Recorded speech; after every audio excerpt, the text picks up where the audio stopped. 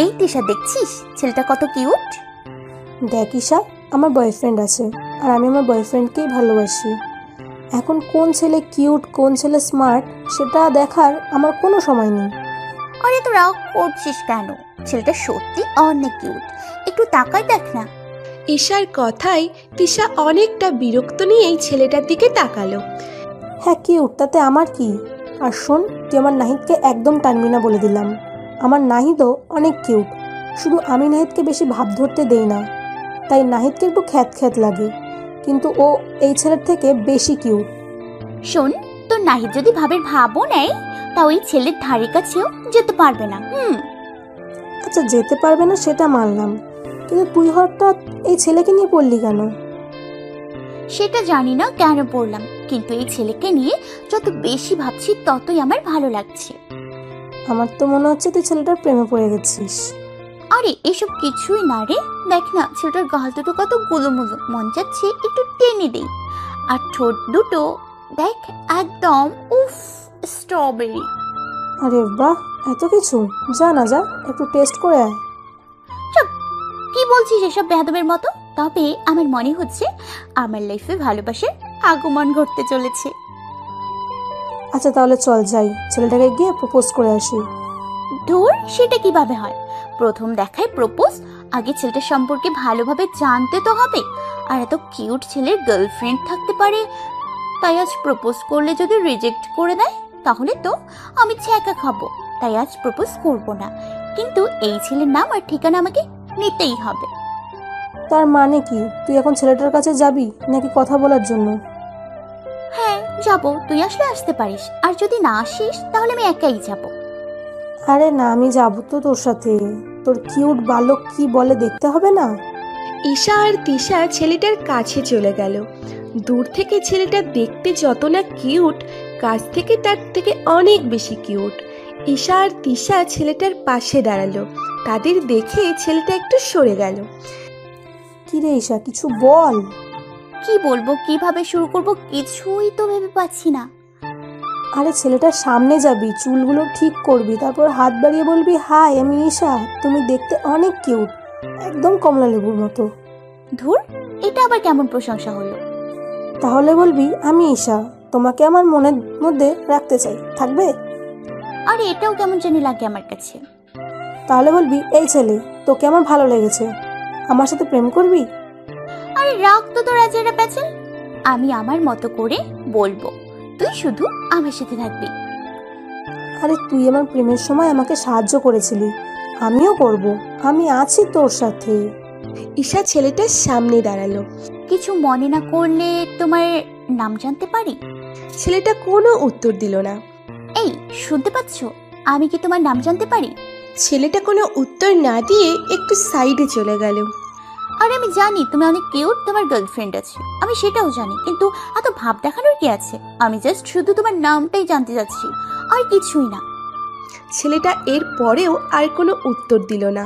কতক্ষণ পর তাদের মাঝে আরও একটি মেয়ে আসলো। এসে বলল, এই ভাইয়া, আমার হয়ে গেছে, চল আমরা বাসায় যাব। এই বলে মেয়েটা ছেলেটাকে নিয়ে গাড়িতে করে চলে গেল। ঈশা শুধু রাগে ফুঁসছে। এইভাবে তৃষার সামনে অপমানিত হতে হলো। তবে ব্যাপার না, এইরকম ছেলেরা এমনই হয়। ঈশা লক্ষ্য করল তিশা কিছু একটা ভাবছে। কিরে তৃষা, কি ভাবছিস? ভাবছি মেয়েটাকে আমি কোথায় যেন দেখেছি। এই বলবার, কোথায় দেখেছিস? যদি আবার দেখা পাই তাহলে ওর থেকেই ওর ভাইয়ের সব খবর নিতে পারবো। হ্যাঁ মনে পড়েছে, একবার আমি নাহিদের সাথে ওর ছোট ভাইয়ের কলেজে গেছিলাম, সেখানে ওর ভাইয়ার সাথে ওকে দেখেছি। তাহলে তো হয়েই গেল, আমরা কালকেই ওই কলেজে যাচ্ছি আর সব খবর বের করছি। সেটা না হয় গেলাম, কিন্তু জানিস ঈশা, ছেলেটাকে আমার স্বাভাবিক মনে হলো না। সে যেমনই হোক, অবিবাহিত হলেই চলবে। পরের দিন ঈশা আর তিশা মিলে নাহিদের ছোট ভাইয়ের কলেজে গেল। তারপর অনেক খুঁজে কালকেই সেই মেয়েটাকে বের করলো। এই আপু, শুনছো? হ্যাঁ আপু, আমাকে বলছেন? হ্যাঁ তোমাকে বলছি। হ্যাঁ আপু বলুন। তোমার নাম কি? জি, আমার নাম রাত্রি, আর আমার বয়ফ্রেন্ড আছে, তাই যে আপনাদের পাঠিয়েছে তাকে গিয়ে বলুন আমার কথা ভুলে যেতে। এই একদম মারবো টেনে এক চড়, এইটুকু বয়সে প্রেম? আর এত বেশি বোঝো কেন? আর শোনো, আমি কারোর জন্য তোমার কাছে আসিনি, তোমার কাছে এসেছি কিছু খোঁজ খবর নিতে। হ্যাঁ বলুন, কি? কালকে ওই ফটো স্টুডিও থেকে যে একটা ছেলের সাথে গাড়ি করে চলে গেলে, ছেলেটা কি তোমার ভাই? হ্যাঁ আমার ভাইয়া, কিন্তু সেটা জেনে আপনি কি করবেন? তোমার ভাইয়ার নাম কি? আরিফুল ইসলাম রিয়ান। আচ্ছা রাত্রি, একটা পার্সোনাল কথা জিজ্ঞেস করব। কি? তোমার ভাইয়া কি বিয়ে করেছে? না। রাত্রির কথা শুনে ঈশা আনন্দে আত্মহারা হয়ে গেল। আচ্ছা, আমি যদি তোমার ভাইয়ার বউ হই তবে ভাবি হিসেবে আমি কেমন হব? ঈশার কথা শুনে রাত্রির মুখ কেমন জানি ফ্যাকাশে হয়ে গেল। কি হলো রাত্রি, তুমি কিছু ভাবছো? আসলে আপু, আমার ভাইয়া কথা বলতে পারে না। রাত্রির কথা শুনে এইবার ঈশার মুখ ফ্যাকাশে হয়ে গেল, কিন্তু কিছুক্ষণ পর আবার হেসে বলল, কথা বলতে পারি না তো কি হয়েছে? আমি তোমার ভাবি হতে চাই, তোমাদের বাসার ঠিকানা দেবে আমাকে? কিন্তু তাতেও কোনো কাজ হবে না, আমার ভাইয়া বিয়ে করবে না। কেন বিয়ে করবে না কেন? আসলে আমার ভাইয়ার জীবনে কিছু ভয়াবহ অতীত আছে, সেটা কিছুতেই ভাইয়া ভুলতে পারছে না। আচ্ছা, আমাকে বলবে কি এমন অতীত? আমার বলতে কোনো অসুবিধা নেই, কিন্তু ওসব জেনে তুমি কি করবে?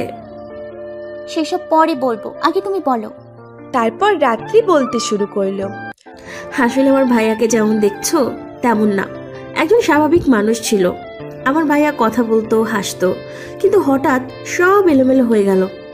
আসলে আমার ভাইয়া একটা মেয়েকে খুব ভালোবাসতো, তার নাম ছিল সালমা আক্তার জুলি। জুলি আপুটা আমার ভাইয়াকে অনেক ভালোবাসতো। 5 বছরের রিলেশন ছিল তাদের। এই 5 বছরে ঝগড়া করে কেউ 1 মিনিটের জন্য আলাদা হয়নি। কেউ কাউকে ছাড়া থাকতে পারতো না, সবসময় কথা বলতো, ঘুরতে যেত, আর অনেক কিছুই করতো। ছোটখাটো একটা সংসার বলতে পারো তুমি। বেশি কিছু বলবো না, আমার ভাইয়ার এই অবস্থা কি করে হলো সেটা বলছি। বরাবরের মতো ভাইয়া আর জুলি আপু ঘুরতে বের হয়েছিল। জুলি আপু জেদ করেছিল পাহাড়ি রাস্তায় ঘুরতে যাবে, ভাইয়া না করেছিল, কিন্তু আপু শোনেনি। তো তারা ঘুরতে গেল। যেহেতু ভাইয়া পাহাড়ি রাস্তা সম্পর্কে তেমন অবগত ছিল না, তাদের গাড়ি অ্যাক্সিডেন্ট করে। হ্যাঁ, সেদিন আমার ভাইয়া ভাগ্যক্রমে বেঁচে গেলেও জুলিয়াপুর মৃত্যু ভাইয়া নিজের চোখে দেখেছিল। অনেক চেষ্টা করেও জুলিয়াপুকে বাঁচাতে পারেনি।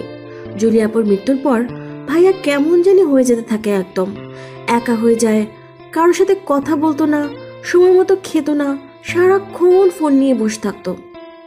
প্রথমে ভাইয়া খুব কম কথা বলতো। আব্বু আম্মু ভেবেছিল জুলিয়াপুর রেখে যাওয়া স্মৃতিগুলোর কারণে ভাইয়া কিছুই ভুলতে পারছে না। তাই একদিন সবকিছু, মানে জুলিয়াপুর দেওয়া গিফট, তাদের সব ছবি সব পুড়িয়ে ফেলেছিল। কিন্তু যখন ভাইয়া দেখলো ততক্ষণে অনেক কিছুই পুড়ে গেছিল, কিন্তু প্রায় সব জিনিসই আধা পোড়া ছিল। সেই সবগুলো ভাইয়া যত্ন করে রেখে দিয়েছে। আর ভাইয়া কেন জানি না সেদিন থেকে আর কোনো কথা বলে না। আর মজার ব্যাপার কি জানো, ভাইয়াকে বিয়ে দেওয়ার জন্য অনেক চেষ্টা করা হয়েছে, কিন্তু ভাইয়া কোনো মেয়ের দিকে ফিরেও তাকায়নি। যখনই বিয়ের কথা বলা হয় না, তখন জুলিয়াপুর ছবি বের করে কি কি যেন করে। আমার মনে হয় ছবির সাথে অনেক কথা বলছে। হঠাৎ করে রাত্রি ঈশার মুখের দিকে তাকিয়ে অবাক হয়ে বলল, আরে রাত্রি আপু, তুমি এইভাবে কাঁদছো কেন? রাত্রির কাছে সবকিছু শুনে ঈশা নিজেও কান্না করে দিয়েছে। আরে আপু, তুমি কাঁদছো কেন?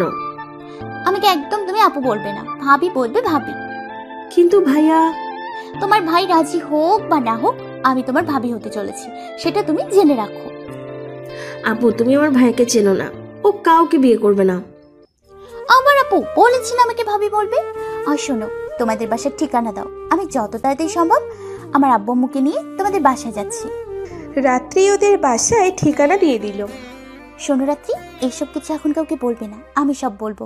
হ্যাঁ জানি তোমার ভাইকে মানাতে কষ্ট হবে, তবে ব্যাপার না, তোমার ভাইয়ের ঠিক মেনে নেবে। এই কথা বলে ঈশা চলে আসলো। ঈশা ওদের বাসায় এসে ওর আব্বু আম্মুকে ডাকতে শুরু করলো। কি রে মা, এমনভাবে চেঁচাচ্ছিলিস কেন? আম্মু, আমি বিয়ে করব। সেটা তো খুব ভালো কথা। আমি তোর আব্বুকে এক্ষুনি বলছি রকির আব্বুর সাথে কথা বলতে। ঈশার আম্মুর কথা শুনে ঈশা রেগে একদম আগুন। আম্মু, আমি কি একবার বলেছি আমি ওই রকি বদমাশকে বিয়ে করব? পুরো কথা না জেনে শুনে কেন অন্যটা ভেবে বসো বলো তো? তাহলে কি তোর আব্বুকে বলবো তোর জন্য ছেলে দেখতে? না আম্মু, ছেলে আমার দেখাই আছে, আমরা সবাই ছেলে বাসায় যাব। সে কি রে, কোন ছেলে? ছেলের বাসা কোথায়? ছেলে কি করে? এত সবকিছু তোমার এখন না জানলেও চলবে। আপাতত চলো আমরা ছেলের বাসা থেকে ঘুরে আসি। আর আম্মু শোনো, তোমার আব্বুর ছেলে পছন্দ হোক আর না হোক, আমি কিন্তু ওই ছেলেকেই বিয়ে করব। তাহলে আমাদের যাওয়ার কি দরকার? আর ছেলে দেখারই বা কি দরকার? তুই তো নিজেই সব ঠিক করে ফেলেছিস, এখন বিয়েটা তুই নিজেই করে নে। আরে আব্বু, তুমি রাগ করছো কেন? আমি তোমাদের একমাত্র মেয়ে, আমার জামাইকে তোমরা দেখবে না, সেটা কি হয়? আব্বুকে বলো কাল আমরা ছেলের বাসায় যাচ্ছি। মেয়ের জেদ সম্পর্কে ঈশার আম্মু ভালো করেই জানে, তবে সে এই বিষয়ে কিছুতেই সায় দিতে পারছে না। তার কেন জানি মনে হচ্ছে তার মেয়ে ভুল করতে যাচ্ছে। তবে একবার ছেলেকে দেখতে গেলে তো আর বিয়ে হয়ে যাবে না। তাই ঈশার আম্মু বলল, আচ্ছা ঠিক আছে, কালকে আমরা সবাই যাচ্ছি। ঈশা তার আম্মুকে জড়িয়ে ধরে একটা কিস দিয়ে ওর রুমে চলে গেল। এখন বারবার শুধু রিয়ানের কথাই মনে পড়ছে। একদিনের দেখাতে ঈশা রিয়ানকে অনেক ভালোবেসে ফেলেছে। সেদিন রাতে ঈশা আর ঘুমাতে পারল না। পরদিন দুপুরবেলা ঈশা ও ওর আব্বু আম্মু রিয়ানদের বাসায় গেল। কলিং বেল চাপতেই রাত্রি এসে দরজা খুলে দিল। আরে আপু তোমরা, আমি তো ভাবতেই পারছি না তুমি সত্যি সত্যি আমাদের বাসায় আসবে। আমি তো ভেবেছিলাম তুমি আমার ভাইকে নিয়ে মজা করছো। এখন তোমার ভাবনাটা পাল্টেছে তো? হ্যাঁ না না ভাবি। এই তো আমার লক্ষ্মী ননদের মতো কথা। যাও গিয়ে তোমার আব্বু আম্মুকে ডেকে নিয়ে আসো। রাত্রি ঈশাদের বসতে দিয়ে রিয়াদের আব্বু আম্মুকে ডাকতে চলে গেল। কিছুক্ষণ পর রিয়ানের আব্বু আম্মু আসলো। ঈশা গিয়ে তাদের সালাম করলো। আরে থাক থাক মা, সালাম লাগবে না। ঈশার আব্বু বলল, হ্যাঁ, তার যার জন্য আসা, আপনার ছেলে আর আমার মেয়ের 4 হাত এক করে দিতে চাই। আসলে আমরা আপনার ছেলেকে দেখিনি, আমাদের মেয়ে আপনার ছেলেকে দেখে পছন্দ করেছে। আপনারা কি আমার ছেলের সম্পর্কে সবকিছু বিস্তারিত জানেন? আব্বু ওনারা না জানলেও চলবে, আমি আপনার ছেলেকে নিয়ে সংসার করব, ওনারা না। মেয়ের এমন কথা শুনে ঈশার আব্বু আম্মু আর কিছু বলতে চেয়েও আর কিছুই বলতে পারলো না। কিন্তু সব কিছু জেনে একটা ডিসিশন নেওয়া দরকার, যাতে পরে কোনো ফ্যামিলি বলতে না পারে আমরা কিছু লুকিয়েছি। হ্যাঁ, সেটাই ভালো হবে। বলুন আপনার ছেলের সম্পর্কে। আসলে আমার ছেলে কথা বলতে পারে না, এমনিতেই সব ঠিক আছে, শুধু চুপচাপ থাকে। আব্বুর কাছে এমন কথা শুনে ঈশার আব্বু আম্মু কাশি দিয়ে উঠল। আচ্ছা আমরা তাহলে আজকে যাই, বাসায় গিয়ে আমাদের সিদ্ধান্তের কথা আপনাদের জানিয়ে দেব। তারা আর বেশিক্ষণ দেরি না করে চলে গেল। দূর, শুধু শুধু অপমানিত হওয়া। আর রাত্রি, তোর কি আক্কেল জ্ঞান কিছুই নেই? কোথাকার কোন মেয়ে এসে তোকে কি বললো আর তুই ধুর। শোন রাত্রি, এরপর থেকে কেউ কিছু জিজ্ঞেস করলে বলবি রিয়ান বিবাহিত আর ওর সংসার আছে, ও নিজের মতো করে ওর সংসার সাজিয়ে নিয়েছে। আর রিয়ান এখন কোথায় রে? ভাইয়া তো একটু আগেই বাইরে চলে গেছে। আচ্ছা, ওকে এই বিষয়ে কিছু বলিস না, বললে আবার মন খারাপ করে বসে থাকবে। অন্যদিকে ঈশাদের বাসায়, ঈশাম, তুই কি আর কোনো ছেলে খুঁজে পেলি না বিয়ে করার মতন? এমন একটা ছেলেকে তুই পছন্দ করলি যে কিনা কথাই বলতে পারে না। আমি এত কিছু শুনতে চাই না, আমি রিয়ানকে বিয়ে করব, এটাই আমার শেষ কথা। কিন্তু মা, ওই ছেলেকে বিয়ে করলে তোর জীবন বরবাদ হয়ে যাবে। বরবাদ নয়, আমার জীবন সুন্দর হয়ে উঠবে। কিন্তু আমরা তো ছেলেটাকে দেখলামই না। আমার কাছে ছবি আছে, আমি দেখাচ্ছি। সেদিন ঈশা যখন রিয়ানকে দেখেছিল তখন কয়েকটা ছবি তুলে রেখেছিল। এই দেখো রিয়ান। ঈশার আব্বু আম্মু ছবি দেখে বলল, এমনিতে তো সব ঠিক আছে, কিন্তু কথা হলো। উফ আব্বু আম্মু, এই কথার বিষয়টা মাথা থেকে ঝেড়ে ফেলে দাও তো। ও কথা বলতে পারে না তো পারে না, বেশ ভালো হয়েছে, আমারই তো ভালো হলো আব্বু। সেটা কিভাবে? জানোই তো সংসারে একটু একটু ঝগড়া লাগে, সেটা লাগবে না, একদম শান্তিতে সংসার করতে পারবো। তোমরা প্লিজ আর না করো না, পারলে আমাদের বিয়েটা তাড়াতাড়ি করে দিও। পরে কিন্তু এটা বলতে পারবি না যে আমরা কেন তোকে আটকাইনি, তোর জীবন আমাদের জন্য নষ্ট হয়ে গেছে। না আব্বু, এই কথা কোনো দিন তোমাদের শুনতে হবে না, সেটা আমি তোমাদের বলছি। তাহলে আমার কোনো আপত্তি নেই, ছেলে দেখতে শুনতে ভালো, ফ্যামিলিটাও ভালো। পরদিন আবার ঈশা ও ওর আব্বু আম্মু রিয়ানদের বাড়িতে আসলো। আজ রিয়ান বাসায় ছিল। যখন বিয়ে নিয়ে কথা হচ্ছে রিয়ান চুপচাপ সব শুনছে। অনেক ভেবে দেখলাম আর আমরা সিদ্ধান্ত নিলাম ওদের 4 হাত এক করেই দেওয়া যাক। হ্যাঁ, আমরাও তাই ভাবছি। আপনার মেয়ে অনেক লক্ষ্মী, আর আমাদের মেয়ে আছে, আর কয়েকদিন পর তো শ্বশুরবাড়ি চলে যাবে। আব্বু, তুমি আমাকে পর করে দিতে চাচ্ছ? ব্যাপার সেটা না, মেয়েদের আসল ঠিকানা তার শ্বশুরবাড়ি। বাবা মা যতই আগলে রাখুক, একদিন শ্বশুরবাড়ি যেতেই হয়। আমি রিয়ানের সাথে আলাদা করে একটু কথা বলতে চাই। ঈশা রিয়ানকে নিয়ে চলে গেল। রিয়ানও মনে হয় এটাই চাচ্ছিল, তাই ঈশার সাথে চলে গেল আর ছাদে গেল দুজন। আচ্ছা, আমাকে তোমার কেমন লেগেছে? রিয়ান কোনো উত্তর দিচ্ছে না। ও, তুমি তো আবার কথা বলতে পারো না। আচ্ছা, আমি বলছি শোনো, জুলি তো আর বেঁচে নেই। জুলির স্মৃতি নিয়ে আর কতদিন বেঁচে থাকবে বলো? তার থেকে ভালো তুমি জুলিকে ভুলে যাও, আর জুলির জায়গাটা আমাকে দাও, তোমাকে অনেক সুখে রাখবো। রিয়ান ঈশার 2 গালে 2টো চড় বসিয়ে দিল। কিছু বলতে চাচ্ছে রিয়ান, কিন্তু বলতে পারছে না। তবে চোখ মুখ দেখে মনে হচ্ছে অনেক রেগে আছে। ঈশা ভয় পেয়ে কি করবে সেটা বুঝতে পারছে না। কিন্তু কি হলো, ঈশার মাথায় একটা দুষ্টু বুদ্ধি ভর করলো। রিয়ানের গালে একটা কিস করে দৌড়ে পালিয়ে গেল।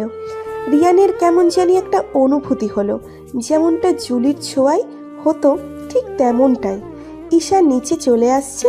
কিছুক্ষণ পর রিয়ান আসলো। ওর আব্বু ওকে জিজ্ঞাসা করলো, রিয়ান, তুই বিয়ে করবি? রিয়ান হ্যাঁ না কিছুই বলছে না। রিয়ানের নীরবতাকে সবাই হ্যাঁ হিসাবে ধরে নিল। রিয়ান একটা ঘোরের মধ্যে আছে। ঈশার ছোঁয়ায় জুলিকে অনুভব করতে পারছিল তখন। আজ অনেক দিন পর ঈশার ছোঁয়ায় জুলিকে অনুভব করতে পারল, যার ফলে রিয়ান একটা ঘোরের মধ্যে চলে গেছে। রিয়ান কিছু বলছে না, চুপ করে দাঁড়িয়ে আছে। তাহলে পাকা রিয়ানের কথা নীরবতাকে ছেড়ে ফেলাই সবাই ভালো। হ্যাঁ বলে ধরে কিন্তু নিয়েছে। আমার একমাত্র মেয়ের বিয়ে একটি ঈশা অনুষ্ঠান না রিয়ানের করলে দিকে কেমন দেখাবে? তাকানোর সাহস পাচ্ছে না, আমারও কোনো কারণ আপত্তি নেই। ঈশা রিয়ানের রাগী আমার মেয়ে চেহারা যেখানে দেখেছে রাজি, আর অনেক সেখানে ভয় আপত্তি করে পেয়েছে। লাভ নেই। ঈশা চুপ তাহলে সব করে বসে আছে।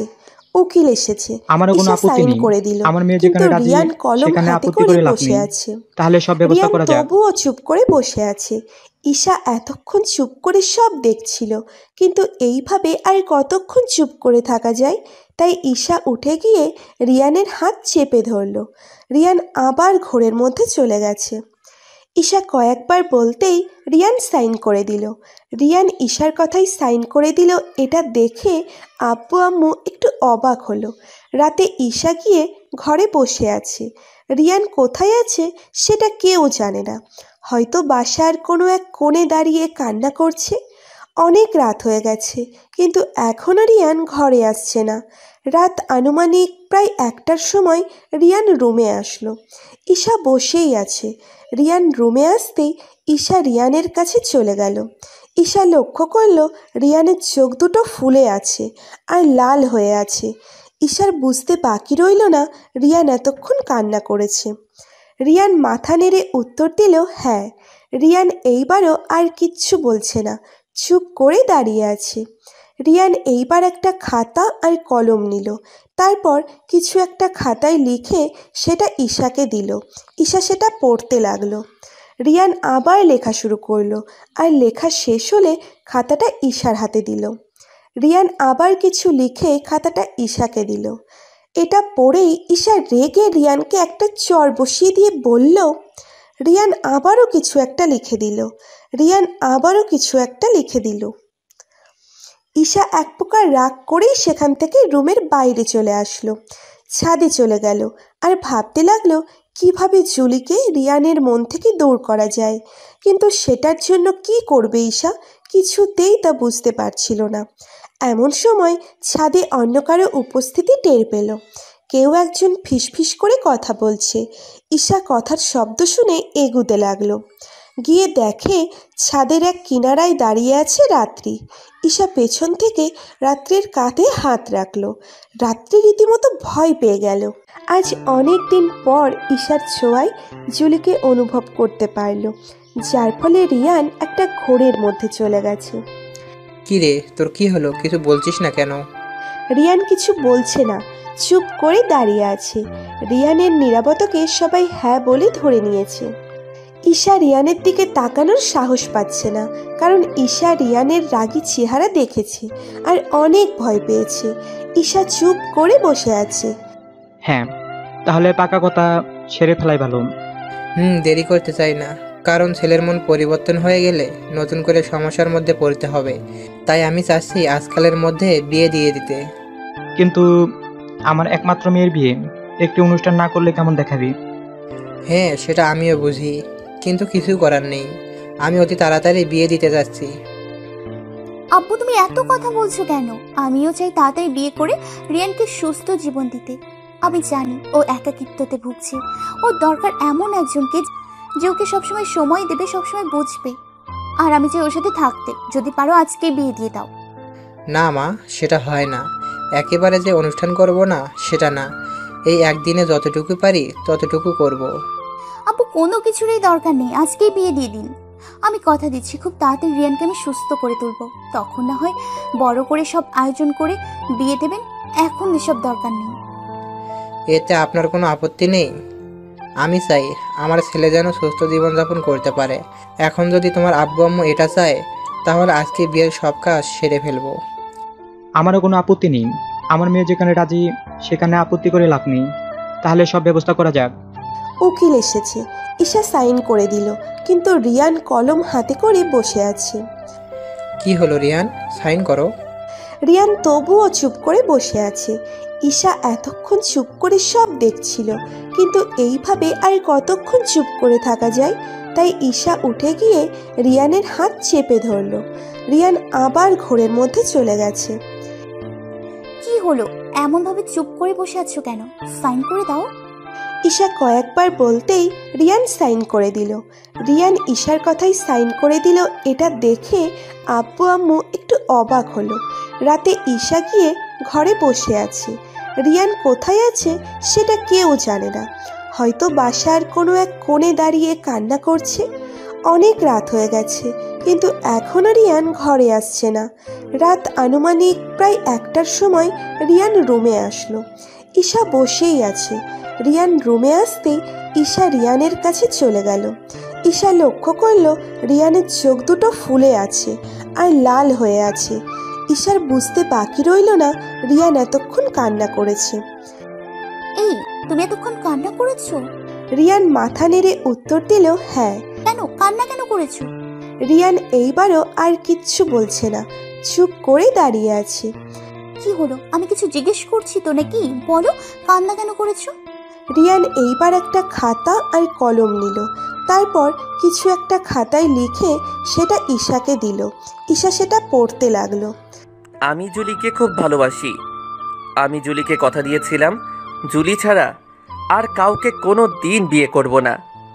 কিন্তু আজ আমি আমার কথা রাখতে পারলাম না।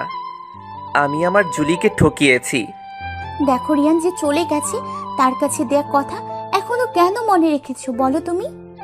রিয়ান আবার লেখা শুরু করলো, আর লেখা শেষ হলে খাতাটা ঈশার হাতে দিল। কে বলেছে আমার জুলি আমাকে ছেড়ে চলে গেছে? জুলি সবসময় আমার সাথে থাকে। রিয়ান, তুমি আর কতদিন কল্পনা রাজ্যে বসবাস করবে বলো তো? হ্যাঁ, আমি মানছি তুমি জুলিকে ভালোবাসো, কিন্তু জুলি কি এই পৃথিবীতে আছে? সে তো নেই, তোমাকে একা করে চলে গেছে। আচ্ছা, আমাকে বলতে পারবে, আল্লাহ না করুক যদি জুলির জায়গায় তোমার কিছু হয়ে যেত, জুলি কি তোমার জন্য অপেক্ষা করতো? সে কি তোমার মতো একা জীবনযাপন করতো? হ্যাঁ, সে চাইতো তোমার স্মৃতি নিয়ে বেঁচে থাকতে, কিন্তু কতদিন? পরিবারের চাপে পড়ে একসময় ইচ্ছে না থাকা সত্ত্বেও হয়তো অন্য কাউকে বিয়ে করে নিত। রিয়ান আবার কিছু লিখে খাতাটা ঈশাকে দিল। তাহলে তো আমাকে মরে দেখতে হয় যে জুলি সত্যি অন্য কাউকে বিয়ে করে কিনা। এটা পড়েই ঈশা রেগে রিয়ানকে একটা চড় বসিয়ে দিয়ে বলল, নেক্সট টাইম যেন এই কথা আর না শুনি। রিয়ান আবারও কিছু একটা লিখে দিল। এই জানেন, আমার জুলিও ঠিক এমনভাবে আমাকে মারতো। আচ্ছা, আমার কেন এমন মনে হচ্ছে যে আপনি আমার জুলি? কারণ জুলি তোমাকে ভালোবাসতো, আর আমিও তোমাকে ভালোবাসি। রিয়ান আবারও কিছু একটা লিখে দিল। কিন্তু আমি শুধু আমার জুলিকেই ভালোবাসি। আমাদের দুজনের মধ্যে আর কেউ আসতে পারবে না। আর ওই, তুমি কথা বলো না কেন? কারণ আমার কথা বলার সমস্ত শক্তি আমি হারিয়ে ফেলেছি। জানেন, আমি চেষ্টা করলেও এখন আর কথা বলতে পারি না। তুমি আমাকে আপনি করে বলছো কেন? কারণ তুমি করে শুধু জুলিকেই বলেছি, আর তুমি ডাকটা শুধু জুলির জন্য। উফ, সেই কখন থেকে জুলি জুলি জুলি আর জুলি। পেয়েছোটা কি তুমি? যে মানুষটা কয়েক বছর আগে মারা গেছে তাকে নিয়ে কেন এখনো পড়ে আছো? ঈশা এক প্রকার রাগ করেই সেখান থেকে রুমের বাইরে চলে আসলো, ছাদে চলে গেল আর ভাবতে লাগলো কিভাবে জুলিকে রিয়ানের মন থেকে দূর করা যায়।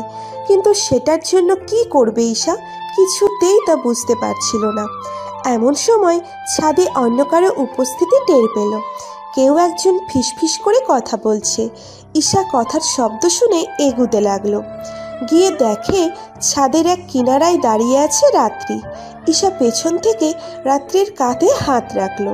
রাত্রি রীতিমতো ভয় পেয়ে গেল। আরে ভয় পাবার কিছুই নেই। এত রাতে এখানে দাঁড়িয়ে কার সাথে কথা বলছো? কই কারোর সাথে না তো। দেখো, আমার কাছ থেকে কিছু লুকিও না। আমি শুনেছি তুমি একটু আগে কারোর সাথে ফিসফিস করে কথা বলেছিলে, আর সেদিন এটাও বলেছো তোমার বয়ফ্রেন্ড আছে, তাই আর লুকিয়ে লাভ নেই। হ্যাঁ, না মানে রানার সাথে কথা বলছিলাম। এই রানাটা আবার কে? আমার বয়ফ্রেন্ড। কিভাবে তুমি এত রাত্রে এখানে কেন? জানতাম ভাইয়া তোমাকে মেনে নেবে না, কিন্তু ঘর থেকে বের করে দিবে এটা আমার জানা ছিল না। উফ রাত্রি, তুমি সবসময় একটু বেশি বোঝো। আসলে তোমার ভাইয়া জুলিকে কিছুতেই ভুলতে পারছে না। সবকিছুতেই জুলি বোন আমার। তুমি তো প্রেম করো, আমাকে কিছু একটা আইডিয়া দাও না, যাতে করে তোমার ভাইকে লাইনে আনতে পারি। দেখো ভাবি, ভাইয়াকে লাইনে আনা তো সহজ না যতটা তুমি ভেবেছো।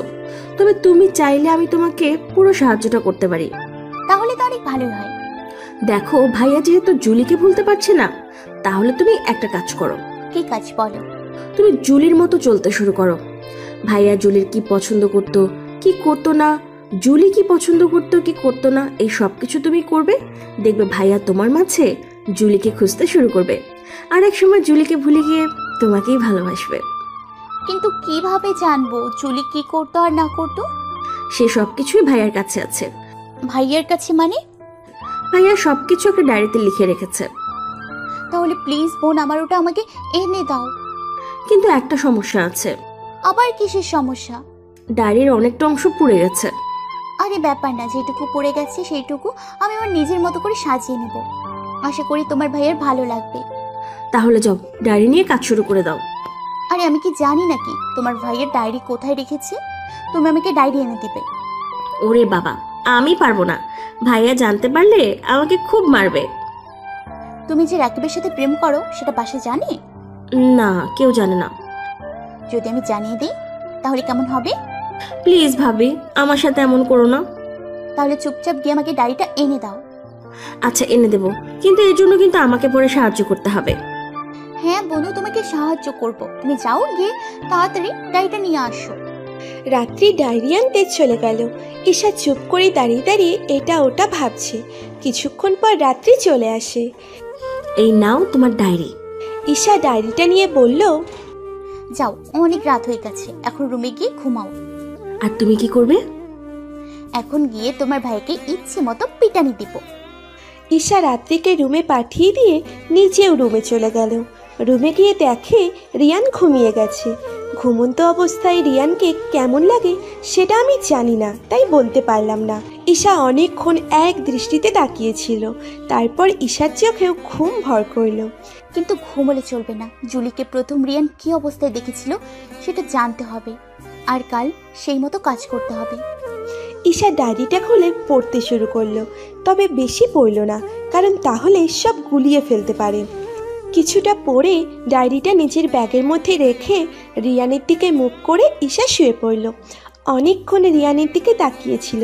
তাকিয়ে থাকতে থাকতে কখন ঈশা ঘুমিয়ে গিয়েছিল সেটা ঈশা নিজেও জানে না। ফজরের আজান শুনে ঈশার ঘুম ভাঙল। ঈশা উঠে ফ্রেশ হয়ে রেডি হয়ে নিল, আর অপেক্ষা করছে রিয়ান কখন ঘুম থেকে উঠবে। রিয়ানের ঘুম ভাঙল, উঠে প্রথমে ফ্রেশ হয়ে নিল। আজ বাসা কেমন যেন চুপ হয়ে আছে। ফ্রেশ হয়ে নিচে আসলো, কাউকে পাচ্ছে না। সারা বাসা খুঁজলো, কিন্তু বাসায় কেউ নেই। রিয়ান ভাবলো হয়তো ছাদে আছে, তাই রিয়ান ছাদে চলে গেল, কিন্তু সেখানেও কেউ ছিল না। তারপর নিচে চলে আসলো। বাসায় ছোট্ট একটা বাগান আছে। রিয়ান নিচে এসে দেখে কেউ একজন কালো শাড়ি পরে বসে আছে। রিয়ান অনেকটাই অবাক হয়ে গেছে, কারণ রিয়ান যেদিন প্রথম জুলিকে দেখেছিল সেদিন জুলিও ঠিক একই রকমভাবে কালো শাড়ি পরে বাগানে বসেছিল। রিয়ানের মধ্যে এক প্রকার ঝড় শুরু হয়ে গেছে। রিয়ান আস্তে আস্তে এগুতে লাগলো কে সেটা দেখার জন্য। কাছে গিয়ে পেছন থেকে কাঁপা কাঁপা হাতে কাঁধে হাত দিল। সে পিছন ফিরে তাকালো, সাথে সাথে রিয়ান কাঁধ থেকে হাত নামিয়ে নিল। কি হলো, কাঁধ থেকে হাত নামিয়ে নিলে কেন? আর দেখো তো আমাকে কেমন লাগছে। রিয়ান কিছু বলছে না, চুপটি করে দাঁড়িয়ে আছে। কি হলো, কিছু তো একটা বলো, ভালো লাগছে আমাকে? রিয়ান মাথা নাড়িয়ে না উত্তর দিল। রিয়ান এমন উত্তর দেবে ঈশা সেটা আশা করেনি। ঈশা মন খারাপ করে বলল, তুমি একটা পচা, তোমার সাথে কথা নেই। এই কথা বলে ঈশা চলে আসলো। ঈশার পেছন পেছন রিয়ান আসলো। এসে দেখে আব্বু আম্মু রাত্রি সবাই আছে। ঈশা আম্মুর পাশে বসে কান্না করছে, একদম বাচ্চাদের মতো। জানো আম্মু, তোমার ছেলে বলেছে আমাকে নাকি ভালো লাগছে না। কে বলেছে ভালো লাগছে না তোকে? অনেক ভালো লাগছে, একদম লক্ষ্মী একটা বউ।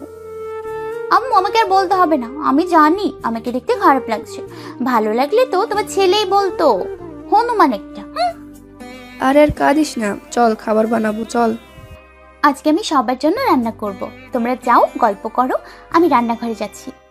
না, সবে তো বউ হয়ে এসেছিস, এখনো তেমন কিছুই জানিস না, তাই আমি থাকবো তোর সাথে, সব শিখিয়ে দিয়ে আবার ছুটি। আম্মু আর ঈশা মিলে খাবার রান্না করতে চলে গেল। রিয়ানের আজ আরও বেশি করে জুলির কথা মনে পড়ছে, আর যতবার জুলির কথা মনে পড়ছে ততবারই কোনো না কোনোভাবে ঈশাকে লুকিয়ে লুকিয়ে দেখছে। পেছন থেকে দেখলে ঈশা আর জুলির মধ্যে কোনো পার্থক্য নেই, কিন্তু সামনে থেকে দেখলেই সব এলোমেলো হয়ে যাচ্ছে। তাই ঈশা যখন অন্যদিকে ঘুরে কাজ করছে, রিয়ান উকি দিয়ে দেখছে, আর এটা তখন রাত্রির নজরে পড়ল। কিরে ভাইয়া, ভাবির প্রেমে পড়ে গেলি নাকি? বউ তো তোর, চুরি করে দেখার কিছু নেই, যা সামনে থেকে গিয়ে দেখে আয়। রাত্রির কথাই অনেকটা লজ্জায় পড়ে গেল রিয়ান। রাত্রিকে একটা চট দেখিয়ে সেখান থেকে চলে আসলো। এসে জুলির ছবি দেখছে আর নীরবে কান্না করে যাচ্ছে। এইভাবে কতক্ষণ গেল, তারপর আবার নিচে চলে এলো। এসে খাবার টেবিলে বসে পড়ল। তার কিছুক্ষণ পর সবাই খাবার টেবিলে চলে আসলো। সবাই খেতে বসেছে। খাবারের মধ্যে হঠাৎ ঈশা চিৎকার করে বলল, ঝাল ঝাল ঝাল, পানি পানি। রিয়ান নিজের অজান্তে গ্লাসে পানি ভরে ঈশাকে খাইয়ে দিল। জুলিও একদম ঝাল সহ্য করতে পারত না। একদিন ফুচকা খেতে গিয়ে এই রকম এক কাণ্ড হয়েছিল, ঝাল একটু বেশি হয়ে গেছিল।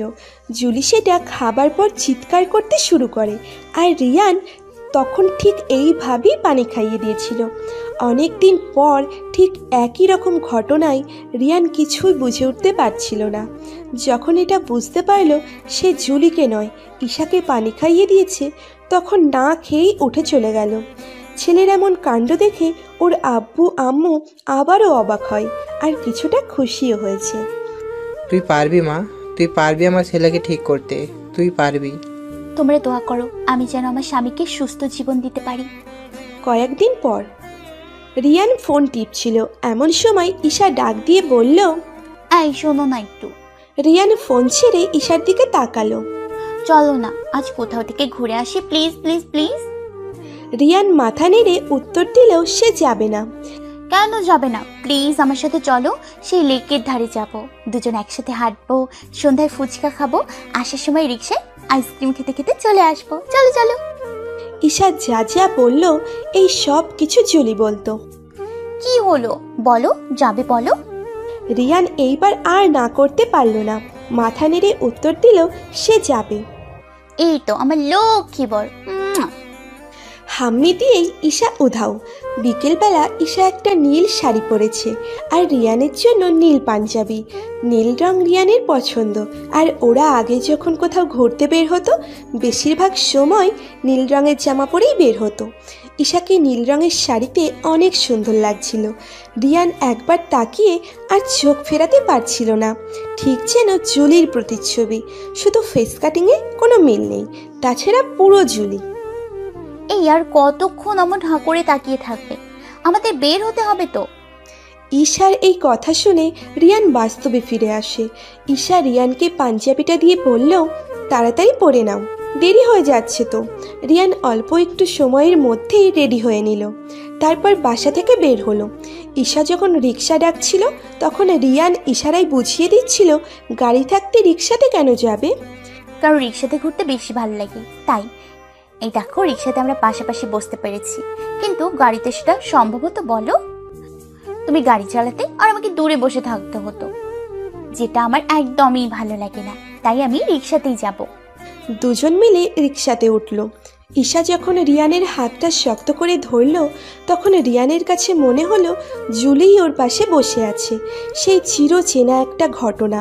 দুজন রিক্সাতে যাচ্ছে, জুলি রিয়ানের হাত ধরে বসে আছে, আর দুজন নানান রকম গল্প করছে। রিয়ানের মধ্যে শুধু একটাই কথা ঘুরছে, ঈশার ছোঁয়ায় কেন এমন মনে হচ্ছে যে জুলি তার সাথেই আছে? এমনটা কেন মনে হচ্ছে? সব কিছু ভাবতে ভাবতে তারা তাদের গন্তব্যে এসে গেছে। রিয়ান রিক্সা থেকে নেমে ভাড়াটা দিয়ে হাঁটা শুরু করলো। আজ কয়েক বছর পর রিয়ান এই লেকের ধারে আসলো।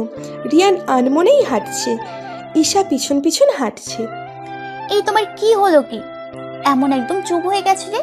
কিছু মনে পড়েছে নাকি?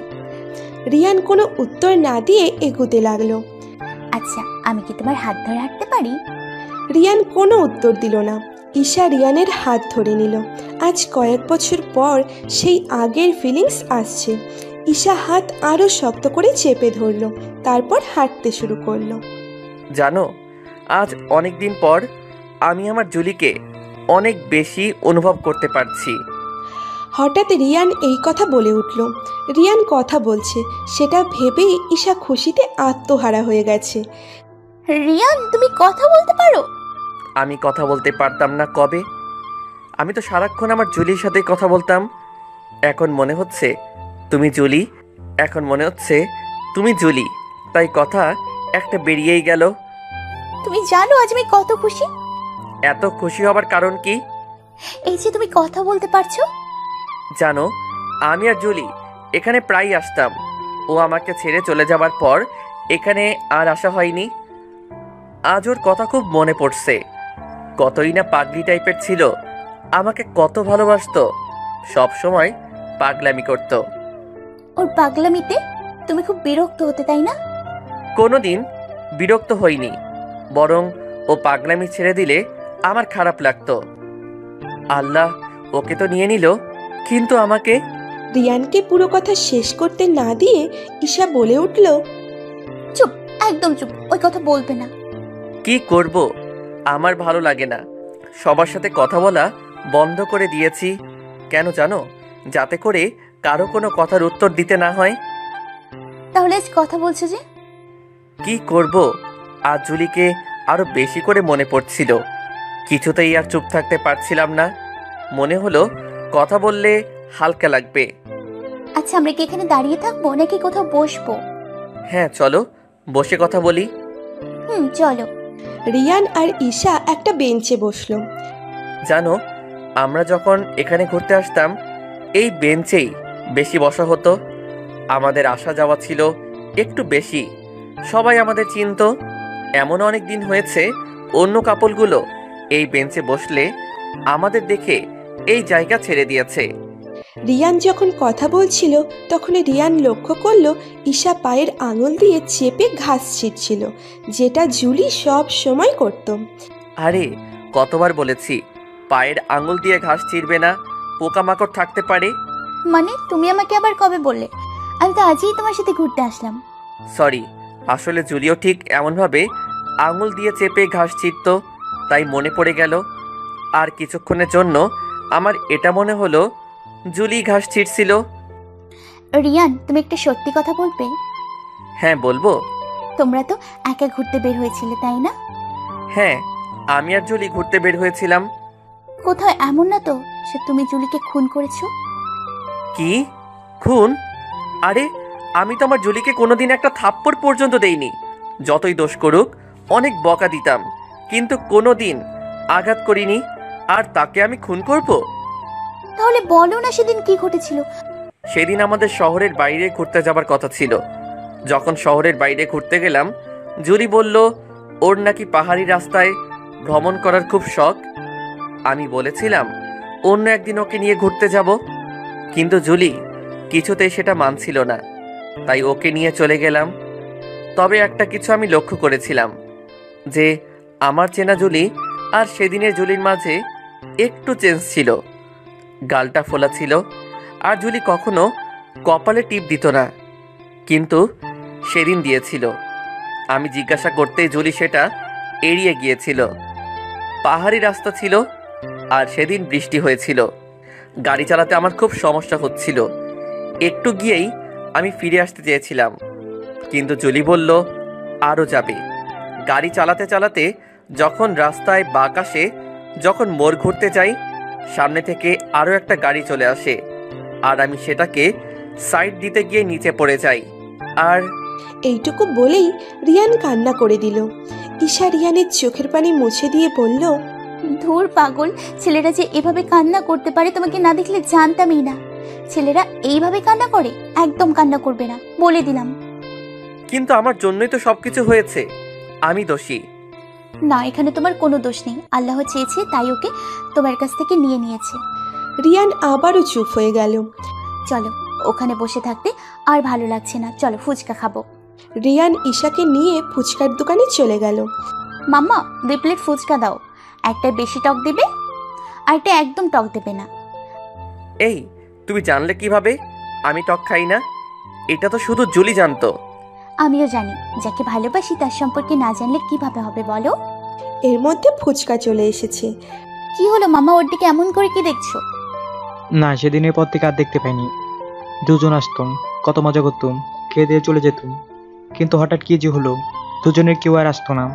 আজ অনেকদিন পর একজন আসছেন, কিন্তু অন্যজন আসেনি। আরে মামা, দুজনেই আসছে, আমি আরো একসাথে আসছি, দেখো না। এখন তুমি যাও তো, আমাদের একটু খেতে দাও। রিয়ান প্লেট হাতে নিয়ে বসে আছে। কি হলো, খাচ্ছ না কেন? না, এমনি। এই তোমার জিভায় কি যেন দেখলাম, একটু হা করো তো। রিয়ান হা করার সাথে সাথে ঈশা রিয়ানকে একটা ফুচকা খাইয়ে দিল। হ্যাঁ, এটা শুধু জুলি করত না। এটা ডায়েরিতে রাখা হয়েছিল, না অন্য কাউকে বলা হয়েছিল। এই তুমি কে, সত্যি করে বলবে? আমি কে মানে? তোমার স্ত্রী। তোমার আসল পরিচয় কি? আমি ঈশা। তুমি কি করে জানলে? জুলি যতক্ষণ পর্যন্ত আমাকে খাইয়ে না দিত আমি খেতাম না। ধুর, সেটা আমি কি করে জানবো? আমার ইচ্ছে হলো তোমাকে খাইয়ে দিতে, তাই দিলাম। ও। তারপর রিয়ান আর ঈশা খেয়ে বিল দিয়ে সেখান থেকে চলে আসলো। একটা কথা বলি? বলো। জানো, আজ আমার এক মুহূর্তের জন্য মনে হয়েছিল তুমি আমার সেই জুলি। ধুর, আমি জুলি হতে যাব কেন? আমি তোমার ঈশা। সরি, জুলি ছাড়া অন্য কাউকে আমি মেনে নিতে পারবো না। মানতে তোমাকে হবেই, আজ না হয় কাল। রিয়ান আর কিছু বলল না, কথাই কথা বাড়বে তাই। এখন আমরা হেঁটে হেঁটে বাসায় যাব। মানে হেঁটে যেতে গেলে তো রাত হয়ে যাবে। হলে হোক, তাতে কোনো সমস্যা নেই। রাতে ভালোবাসার মানুষকে নিয়ে হাঁটার মজাই আলাদা। কেন, এর আগে কোনোদিন কাউকে নিয়ে হেঁটেছো বুঝি? না, তা নয়, তবে অনুভব করতে পারি ভালোবাসার মানুষের পাশে থাকলে অন্য কোনো সুখ প্রয়োজন হয় না। তাই আজ তোমাকে আমার সাথে হাঁটতেই হবে। রিয়ান ভাবলো এতদিন পর যখন ঘুরতে বের হয়েছে, একটু না হয় হাঁটা যাক। হেঁটে হেঁটে বাসার দিকে রওনা দিয়েছে। আচ্ছা, তুমি আব্বু আম্মুর সাথে কথা বলো না কেন? কি করব বলো, তারা আমার আপন হয়েও পরের মতো কাজ করেছে, তাই তাদের সাথে কথা বলার সমস্ত ইচ্ছা আমার হারিয়ে গেছে। কি এমন করেছে যে তাদের সাথে কথা বলা যাবে না? জুলির সমস্ত কিছু তারা পুড়িয়ে দিতে চাইছিল। জানো, ওর কত স্মৃতি মিশেছিল, এখন সব আধা পোড়া। তারা তো তোমার ভালোর জন্যই করেছে এমনটা। ভালো না ছাই, আমার ভালো কাউকে দেখতে বলেছিলাম আমি? এই তুমি রেগে যাচ্ছ কেন? স্বভাবটা কি আর পাল্টাবে না তোমার? অল্প একটুতেই রেগে যাওয়াটা। রাগার মতো কথা বললে রাখবো না তো কি করব? আচ্ছা বাবা, রাগ করে থাকতে হবে না। তারপর নানান কথা বলতে বলতে তারা বাসায় চলে আসলো। নিচে কারোর সাথে কোনো কথা না বলে রিয়ান উপরে ওর রুমে চলে গেল। ঈশা যখন রুমে আসলো, তোমাকে অনেক অনেক ধন্যবাদ। কেন ধন্যবাদ কেন? আজ অনেক দিন পর আগের সেই দিনগুলো উপহার দেওয়ার জন্য। আরে এটা তো মাত্র শুরু। আরে আরিয়ান, এটা তো মাত্র শুরু, সামনে দেখো আরো কত কিছু হয়। রিয়ান আবার নিচে চলে গেল। অনেকদিন কাছের মানুষগুলোর সাথে ভালো করে কথা হয় না। রিয়ান নিচে গিয়ে ওর আব্বু আম্মুকে ডাকতে শুরু করলো। আব্বু আম্মু, একটু এই দিকে আসো। ছেলের ডাক শুনে আম্মু তো দৌড়ে চলে এসেছে। আমার ছেলে কথা বলছে। হ্যাঁ, আমার ছেলে কথা বলছে। আজ অনেক দিন পর আমার ছেলে আমাকে আম্মু বলে ডেকেছে। ভাইয়া তুই কথা বলতে পারছিস? আমি জানতাম ভাইয়া ভাবি পারবে তোকে ঠিক করতে। ও কিছুই করেনি, আমার এখন ইচ্ছে হচ্ছে তাই কথা বলছি। ভাইয়া তুই যতই বলিস, তুই তো এতদিন একটা ঘোরের মধ্যে ছিলি, ভাবি সেটা দূর করে দিয়েছে। ভাবি কোথায় রে? আমি কি করে বলবো তোর ভাবি কোথায়? যা গিয়ে নিজেই খুঁজে নে। ভাইয়া এভাবে বলছিস কেন? আমার ভালো লাগছে না তোদের কথা, তাই আমি তো আমার ইচ্ছাতেই কথা বলেছি, কিন্তু তার ক্রেডিট তোরা বারবার ওকে কেন দিচ্ছিলি? সরি ভাইয়া। সরি বলতে হবে না। আম্মু আব্বু কোথায় গেছে? তোর আব্বু একটু বাইরে গেছে, একটু পরে চলে আসবে। আচ্ছা আম্মু, আমার ক্ষুধা লেগেছে, কিছু খেতে দাও। একা কেন খাবি? যা বৌমাকে ডেকে নিয়ে আয়। আমি ডেকে আনতে পারবো না। আমাকে ডাকতে হবে না, আমি চলে এসেছি আম্মু। আমি তো রান্না করছি। রিয়ানের নাকি ক্ষুধা লেগেছে, তুই একটু বেড়ে দে তো। আচ্ছা আম্মু, তুমি চিন্তা করো না, আমি ওকে খাবার বেড়ে দিচ্ছি। রিয়ান একটা জিনিস কিছুতেই বুঝতে পারছে না। ঈশা সামনে আসলে ও রাগ করতে পারে না কেন? এমনিতে তো ওর কথা শুনলেই প্রচুর রাগ হয়, কিন্তু এখন কেন রাগ হচ্ছে না? ঈশা খাবার বেড়ে দিল। রিয়ান প্লেটে শুধু হাত দিয়ে খাবারগুলো নেড়ে যাচ্ছে, কিচ্ছু খাচ্ছে না। কি হলো, তুমি খাবে নাকি শুধু শুধু এমন ভাবে খাবার নেড়ে যাবে, নাকি তোমাকে খাইয়ে দিতে হবে? ভাবি তুমি কেন বোঝো না? ভাইয়া তোমার হাতে খাবে বলে নিজে কিছুই খাচ্ছে না। দাও ভাবি, ভাইয়াকে খাইয়ে দাও। কিন্তু তোমার ভাই তো সেটাও বলছে না ও আমার হাতে খাবে। ভাবি আমার ভাইয়া তো একটু লাজুক স্বভাবের, তাই নিজের মুখে কিছু বলছে না। তুমি খাইয়ে দাও, দেখবে ভাইয়া কোনো কিছু না বলে চুপচাপ খেতেই থাকবে। রাত্রির কথা শুনে ঈশা রিয়ানকে খাইয়ে দিতে যাবে, তখন রিয়ান বলল, এই আমি কি তোমাকে একবারও বলেছি আমি তোমার হাতে খাবো? না বলনি। তাহলে আমাকে খাইয়ে দিতে আসছো কেন? আমি ভাবলাম তুমি সত্যি আমার হাতে খাবে, তাই নিজের হাতে কিছু খাচ্ছিলে না। তুমি এটা কিভাবে ভাবলে শুনি? শুনো, আমি শুধু জুলির হাতে খেয়েছি, অন্য কোনো মেয়ের হাতে কিছু খাওয়ার আমার কোনো ইচ্ছা নেই। আর ভুলেও আমাকে খাইয়ে দেওয়ার কথা ভাববে না, বলে দিলাম। আর তুমি কি ভেবেছো তুমি জুলির মতো আচরণ করবে আর আমি সেটা দেখে তোমাকে ভালোবেসে ফেলবো? যদি এটা ভেবে থাকো তাহলে তুমি ভুল ভাবছো। আমি কেন না খেয়ে বসেছিলাম জানো? কারণ এটা আমার অভ্যাস। আগে যখন জুলি ছিল ওর সাথে আমার কথা হতো, তখন আমি খাবার নিয়ে বসে থাকতাম, কারণ আমি না বললে ও কখনো খেত না। আর আমি বলার পর ও খাবার খেতে বসে আমাকে SMS করতো, তাই এটা আমার অভ্যাস হয়ে গেছে, খাবার প্লেট সামনে নিয়ে বসে থাকা। রাত্রি, তুমি এই ব্যাপারে কিছু জানতে? না মানে ভাবি, হ্যাঁ জানতাম। সবকিছু জেনেও কেন আমাকে তুমি মিথ্যে বললে? তুমি এত কথা না বলে আমাকে এত কথা শুনতে হতো না। ভালো লাগে না আর আমার এইসব। একটা মানুষ মরে গেছে, তার দেহ পচে গলে গেছে, আর তোমার এই সাইকো ভাই তাকে নিয়েই পড়ে আছে। ঘুম থেকে উঠে ঘুমোতে যাওয়ার আগ পর্যন্ত জুলি জুলি জুলি আর জুলি। কেন এখনো একটা মরা মানুষকে নিয়ে পড়ে আছে? রাত্রি, ওকে আমার পার্সোনাল ব্যাপার নিয়ে কথা বলতে না কর। তোমার পার্সোনাল ব্যাপার মানে? আমি তোমার স্ত্রী, সেটা ভুলে গেছো নাকি? আর স্বামী স্ত্রী মাঝে পার্সোনাল ব্যাপার বলে কিছুই থাকে না। রিয়ান এবার রেগে গেল, খাবার প্লেট ছুঁড়ে ফেলে দিয়ে বলল, খাবই না। এই কথা বলে উঠে চলে গেল। রিয়ান চলে যাবার পর ঈশা রাত্রিকে জড়িয়ে ধরে কান্না করে দিল। কান্না করো না ভাবি। কি করবো আমি, তুমি কি বলতে পারো? আমিও তো একটা মানুষ। বিয়ের এতদিন হয়ে গেল, আজ পর্যন্ত আমার সাথে ভালোভাবে কথা বলেনি, একটু সময় একসাথেও কাটায়নি। সব সময় দূরত্ব বজায় রাখে। কেন কেন রাখে? মরা একটা মানুষের জন্য কেন রাখে? আর জুলির মাঝে তোমার ভাই কি এমন দেখেছিল যা আমার মধ্যে দেখতে পায় না? আমি কি দেখতে খারাপ, নাকি তোমার ভাইয়ের সাথে আমার যায় না? কোনটা? ভাবি তুমি ভেঙে পড়ো না, আসলে ভাইয়া জুলিয়াপুকে অনেক ভালোবাসতো, তো এমন হচ্ছে। কিন্তু ভাইয়া একটু একটু করে সেখান থেকে বের হয়ে আসছে। আজ কথা বলছে, কাল অফিসে জয়েন করবে, পরশু ভাইয়া নিজেকে গুছিয়ে নেবে। এভাবে দেখবে ভাইয়া জুলির সব কিছু ভুলে তোমাকেই ভালোবাসবে। আর কত আশা দেবে ভালোবাসবে? যে কিনা এতদিন আগের কথা ভুলতেই পারছে না, সে কি করে আমাকে ভালোবাসবে? আমি বলতে পারছি না, তবে ভালোবাসবে, খুব ভালোবাসবে, এটা আমি শিওর দিয়ে বলতে পারছি। আচ্ছা, আমি রুমে গিয়ে দেখি তোমার সাইকো ভাই কি করছে। এখন ভাইয়ার কাছে যাওয়াটা কি ঠিক হবে?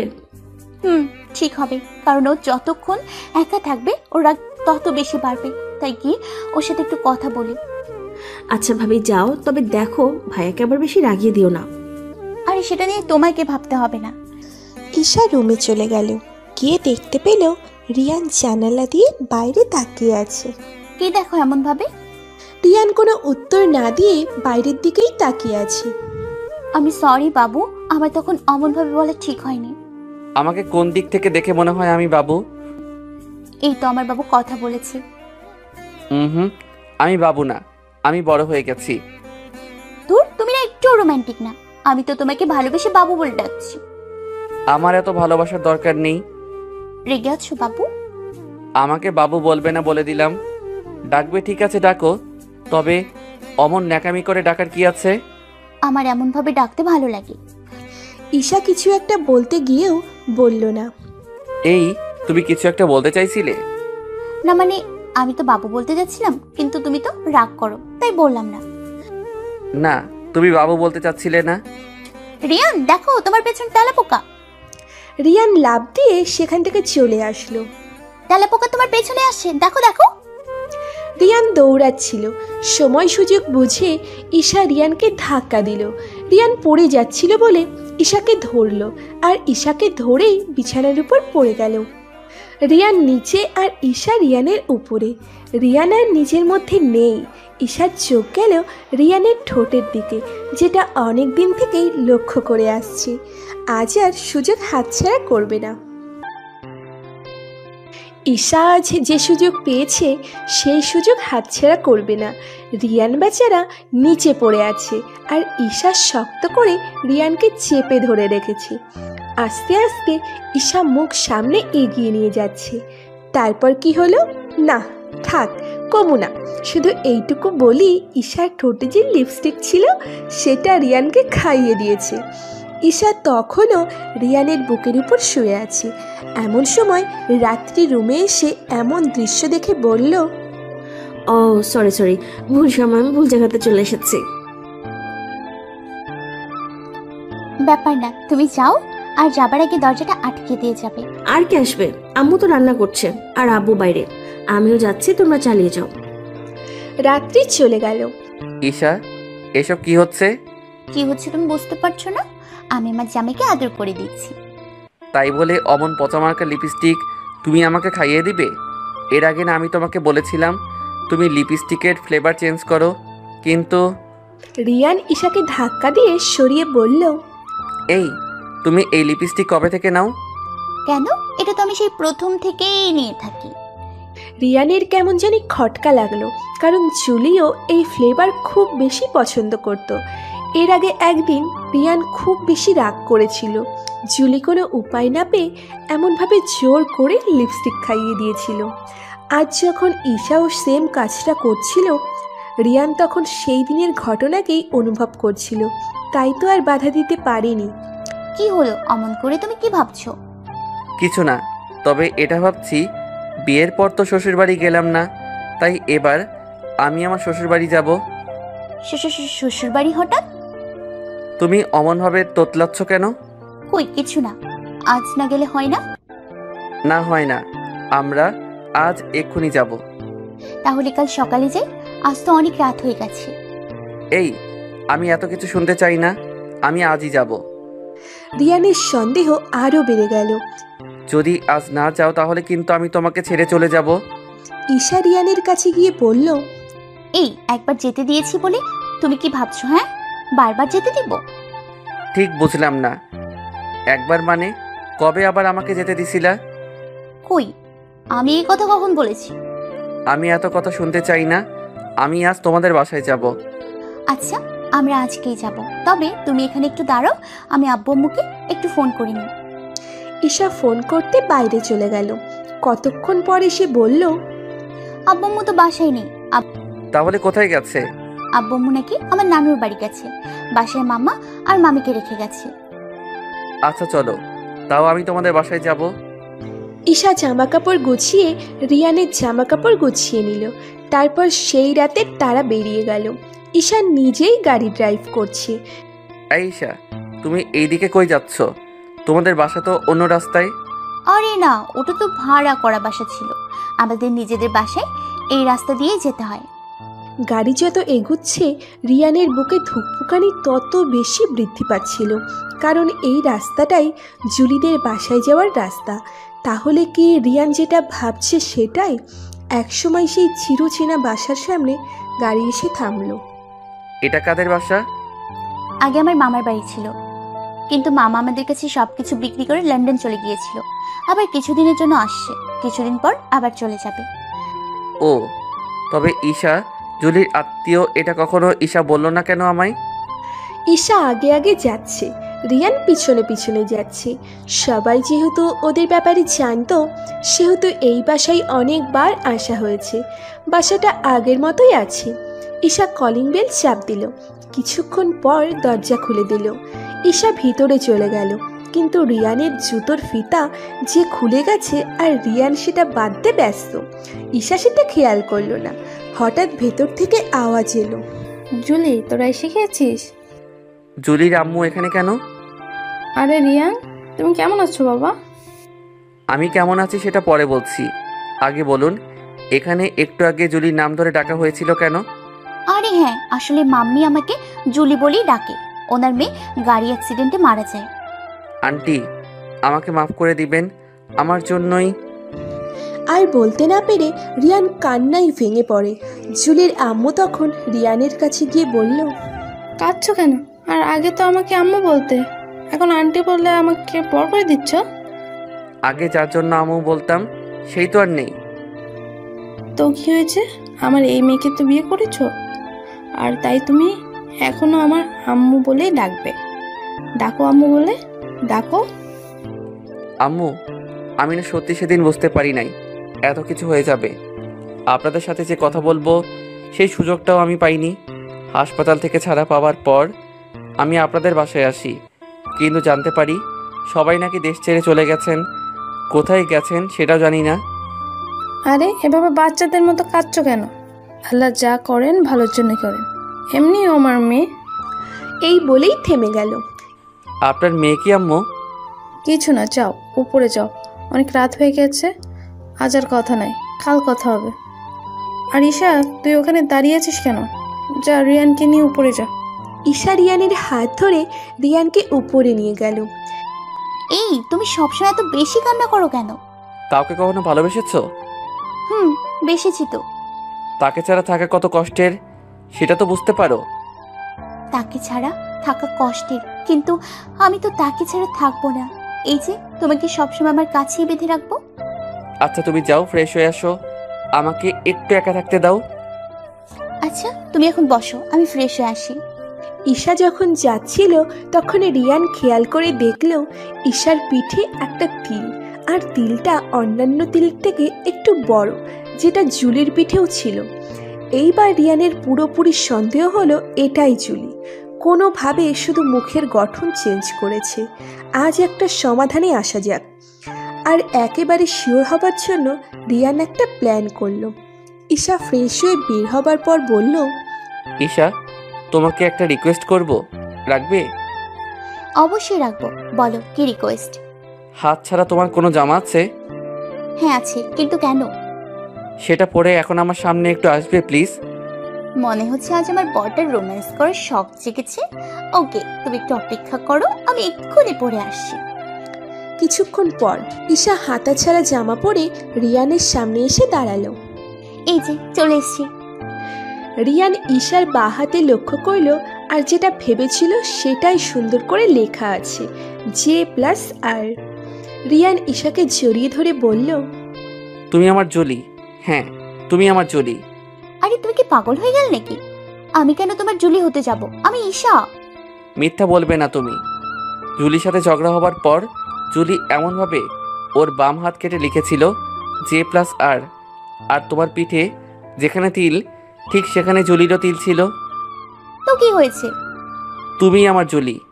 দেখো আরিয়ান, এত পাগলামি ভালো লাগে না। হ্যাঁ, হয়তো কাকতালীয় ভাবে মিলে গেছে, তার মানে এটা নয় যে আমি তোমার জুলি। আর আমি হাত কেটে J+R লিখেছিলাম ফ্রেন্ডের সাথে বাজি ধরে। রিয়ান এইবার ঈশাকে ঝাঁকি দিয়ে বলতে লাগলো, আমি মানি না এসব। তুমি আমার জুলি। ঈশা রিয়ানের গালে দুটো চর বসিয়ে দিয়ে বলল, আর কতবার বলবো আমি তোমার জুলি নই? এতই যদি জুলিকে ভালোবাসো তাহলে সেদিন জুলির সাথে মরে কেন গেলে না? ঈশার কাছ থেকে এমন কথা শুনে রিয়ান একদম চুপ হয়ে গেল। ঈশাও চুপ হয়ে গেছে। দুজন দুজনের দিকে কিছুক্ষণ তাকিয়েছিল। তারপর রিয়ান সেখান থেকে চলে আসতে লাগলো। এই, তুমি এত রাতে কোথায় যাচ্ছ? রিয়ান কোনো প্রতিউত্তর না দিয়ে বাসা থেকে বেরিয়ে হাঁটা ধরল। পেছন পেছন ঈশাও আসছে আর বলছে, আরিয়ান, আরিয়ান, এভাবে যাচ্ছ কোথায়? আমার কথা শোনো, দাঁড়াও। কিন্তু রিয়ানের দাঁড়াবার কোনো লক্ষণ নেই। রিয়ান হাঁটছে আর ঈশা দৌড়াচ্ছে, তবুও ঈশা রিয়ানের সাথে পেরে উঠছে না। রিয়ানের চোখ দিয়ে অনবরত পানি পড়ছে আর ভাবছে, হ্যাঁ এটা জুলি। না, কারণ জুলি হলে এমন কথা কোনো দিন বলতো না। ঈশা ভাবছে, না এটা আমি কি করেছি, রাগের মাথায় একটু বেশি করে ফেলেছি। হাঁটতে হাঁটতে রিয়ান সেই লেকের ধারে চলে গেছে। লেকের পাশে সরকার লাইটের ব্যবস্থা করে দিলেও চোরেরা অনেকগুলো লাইট চুরি করে নিয়ে গিয়েছে, তাই অনেক জায়গাতেই অন্ধকার। রিয়ান গিয়ে অন্ধকারে একটা জায়গায় বসলো। ঈশাও রিয়ানের পাশে বসলো।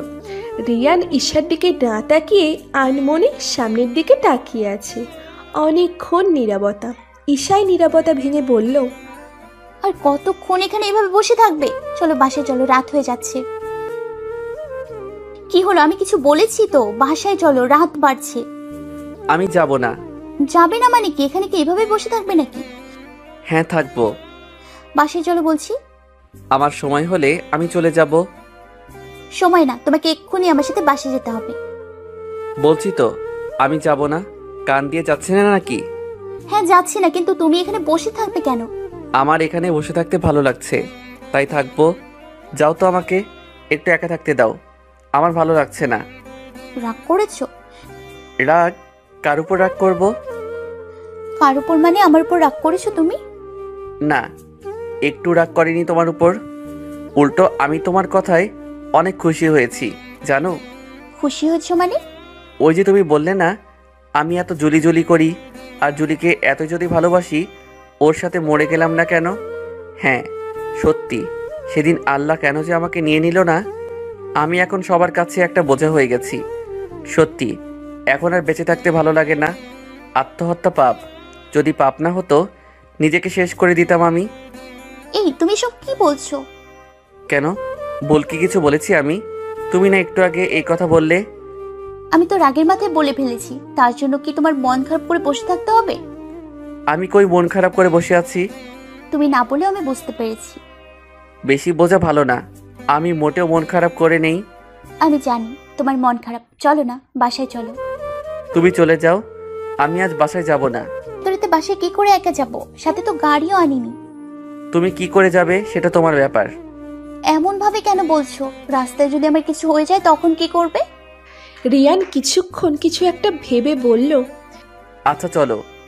রিয়ান ঈশাকে বাসায় দিয়ে আবার বেরিয়ে যায়। তবে ঈশা এবার সেটা জানতে পারেনি। পরদিন সকালে ঈশা ঘুম থেকে উঠে দেখে রিয়ান বাসায় নেই। ফোন দেয় রিয়ানের নাম্বারে। হ্যালো, বলো। তুমি কোথায়? বাসায় নেই কেন? আমি তো একটু বেড়াতে এসেছি। বেড়াতে গেছো মানে? কাদের বাসায় বেড়াতে গেছো তুমি? তুমি চিনবে না, আমার এক কলেজ ফ্রেন্ডের বাসায় এসেছি। তুমি বলবে তো নাকি? আমাকে না বলে তুমি কার বাসায় গেছো? আরোহীদের বাসায় এসেছি। মানে কি? ওই তোর না বলেছিলাম ওই বাসায় না যাইতে? সরি, তুই তোকারি করছো কেন? আর তুমি আরোহীকে চিনো নাকি? আর তুমি কবে আমাকে না করলে? তুই একটা মেয়ের বাসায় কেন গেছিস সেটা বল। আর তোর মেয়ের ফ্রেন্ড কেন থাকবে? তোমার সাথে আমি পরে কথা বলছি। আরোহী খাওয়ার জন্য আমাকে ডাকছে, আমি খেয়ে আসছি। এই বলেই রিয়ান ফোন কেটে দিল। আর এইদিকে ঈশা রাগে ফুঁসছে। না, এইভাবে বসে থাকলে চলবে না। আজকে ওর একদিন কি আমার একদিন। সাহস কত আমাকে না বলে। দাঁড়া দাঁড়া, দেখাচ্ছি মজা। ঈশা গাড়ি নিয়ে বের হয়ে গেল। কতক্ষণ পর আরোহীদের বাসায় কলিং বেল চাপ পড়ল। আরোহী এসে দরজা খুলে দিল। কি ব্যাপার, আপনি কে? ঈশা কোনো উত্তর না দিয়ে ভেতরে চলে গেল। আরে বলবেন তো নাকি আপনি কে? রিয়ান কোথায়? ভেতরে বসে খাচ্ছে। কিন্তু আপনি কে? আমি ওর স্ত্রী। ঈশা ভেতরে গিয়ে দেখে রিয়ান খাচ্ছে। রিয়ানের কাছে গিয়ে, ওই তোর এর আগে বলেছিলাম না এই বাসায় আর না আসতে? কবে না করছিলে?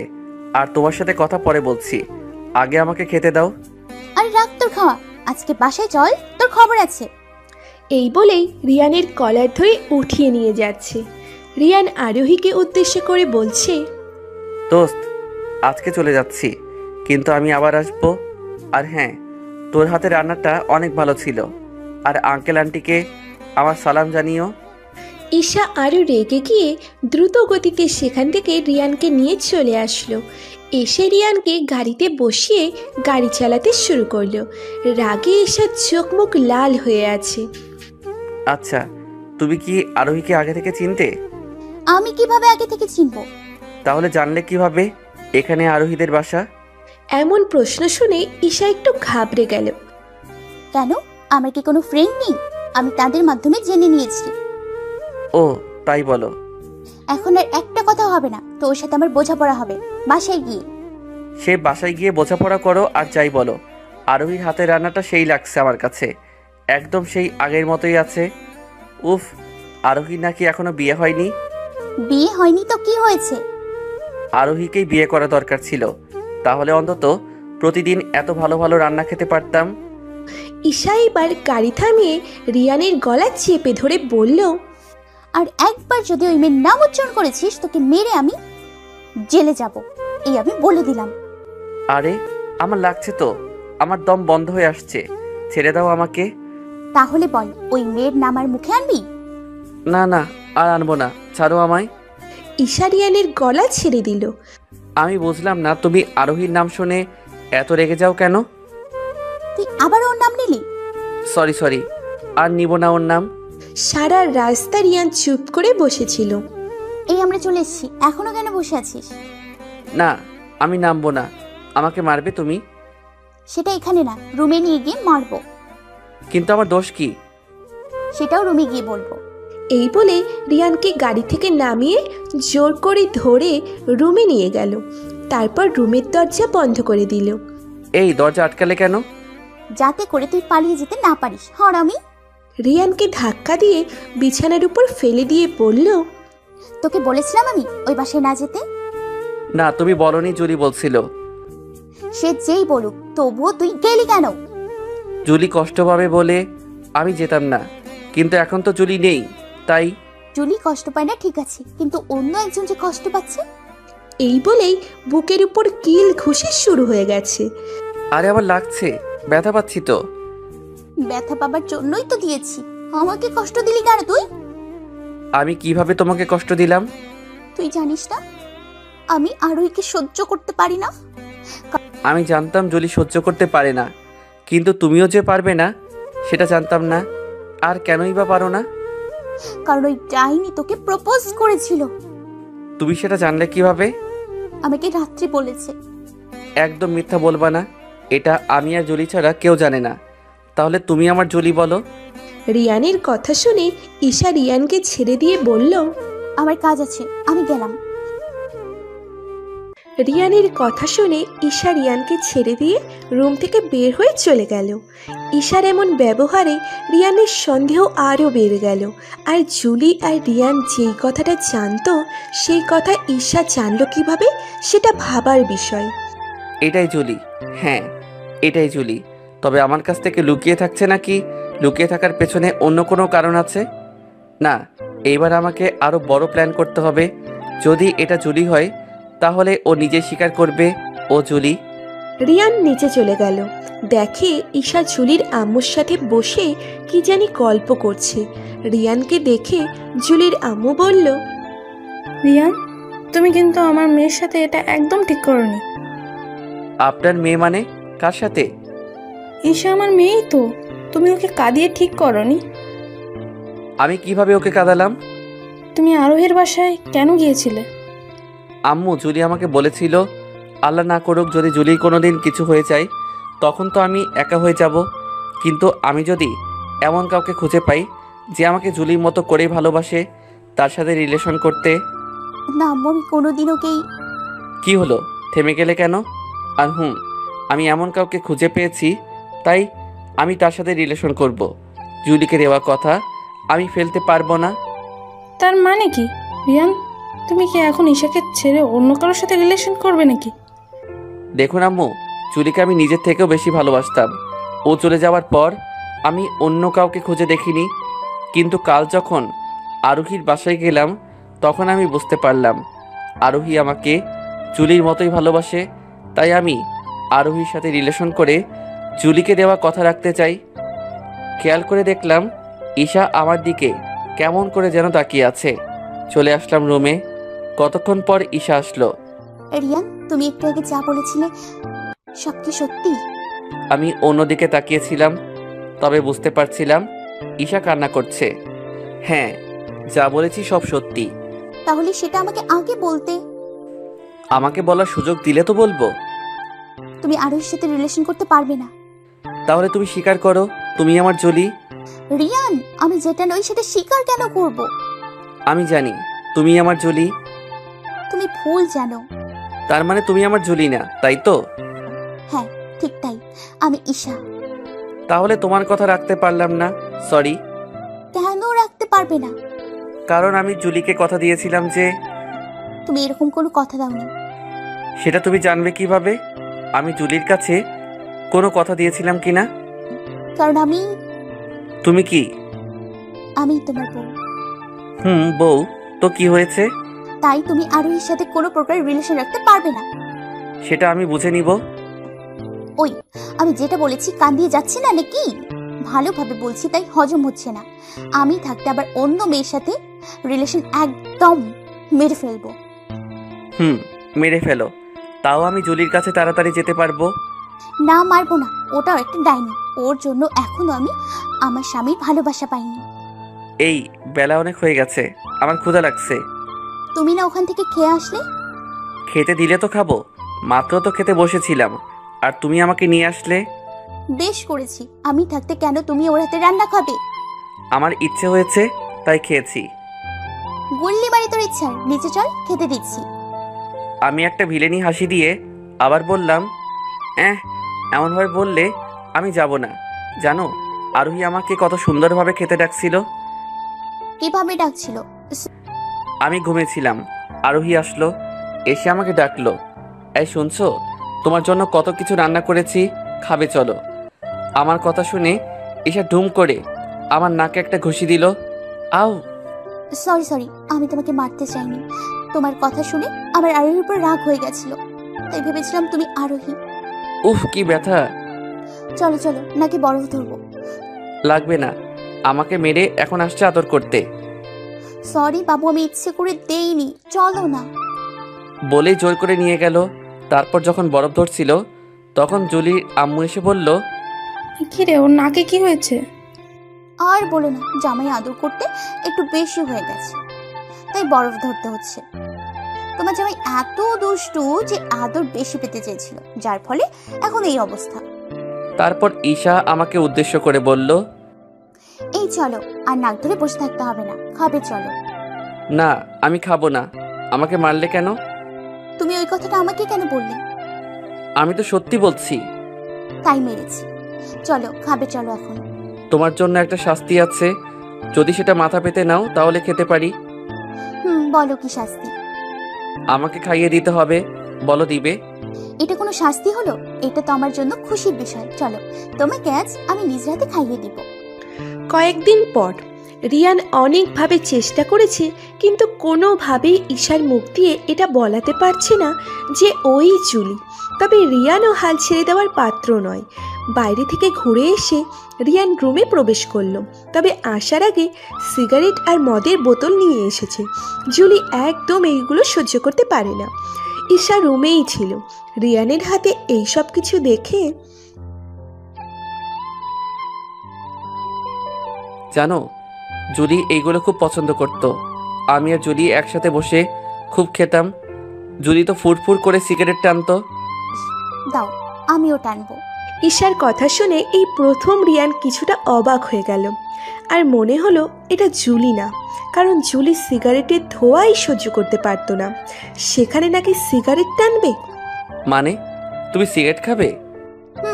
খাবো আমি। দাও, ফুরফুর করে আমিও টানবো। এই নাও। দাও, ওই মদের বোতলটাও আমার হাতে দাও। কেন? মদের বোতল দিয়ে তুমি কি করবে? ঢকঢক করে গিলবো। দাও আমাকে, আমি খেয়ে আবার তোমাকে দিচ্ছি। এই নাও, বেশি খাবে না কিন্তু, আমার জন্য রেখে দিবে। এই বলে রিয়ান ঈশার হাতে মদের বোতল আর সিগারেটের প্যাকেট ধরিয়ে দিল। মদের বোতল হাতে নিয়ে ঈশা দিল সেটাকে ফ্লোরে ছুঁড়ে, সাথে সাথে সেটা ভেঙে চুরমার হয়ে গেল। কি ভেবেছিলে চান্দু, আমি তোমাকে মদ খেতে দেবো? হ্যাঁ, মদ খেতে দেবো, আর আমি নিজেও খাবো। নাও নাও, এখন ফ্লোর থেকে উঠিয়ে নিয়ে খেয়ে নাও। আর এই সিগারেটের প্যাকেট এখন আমি জানালা দিয়ে ফেলে দিব।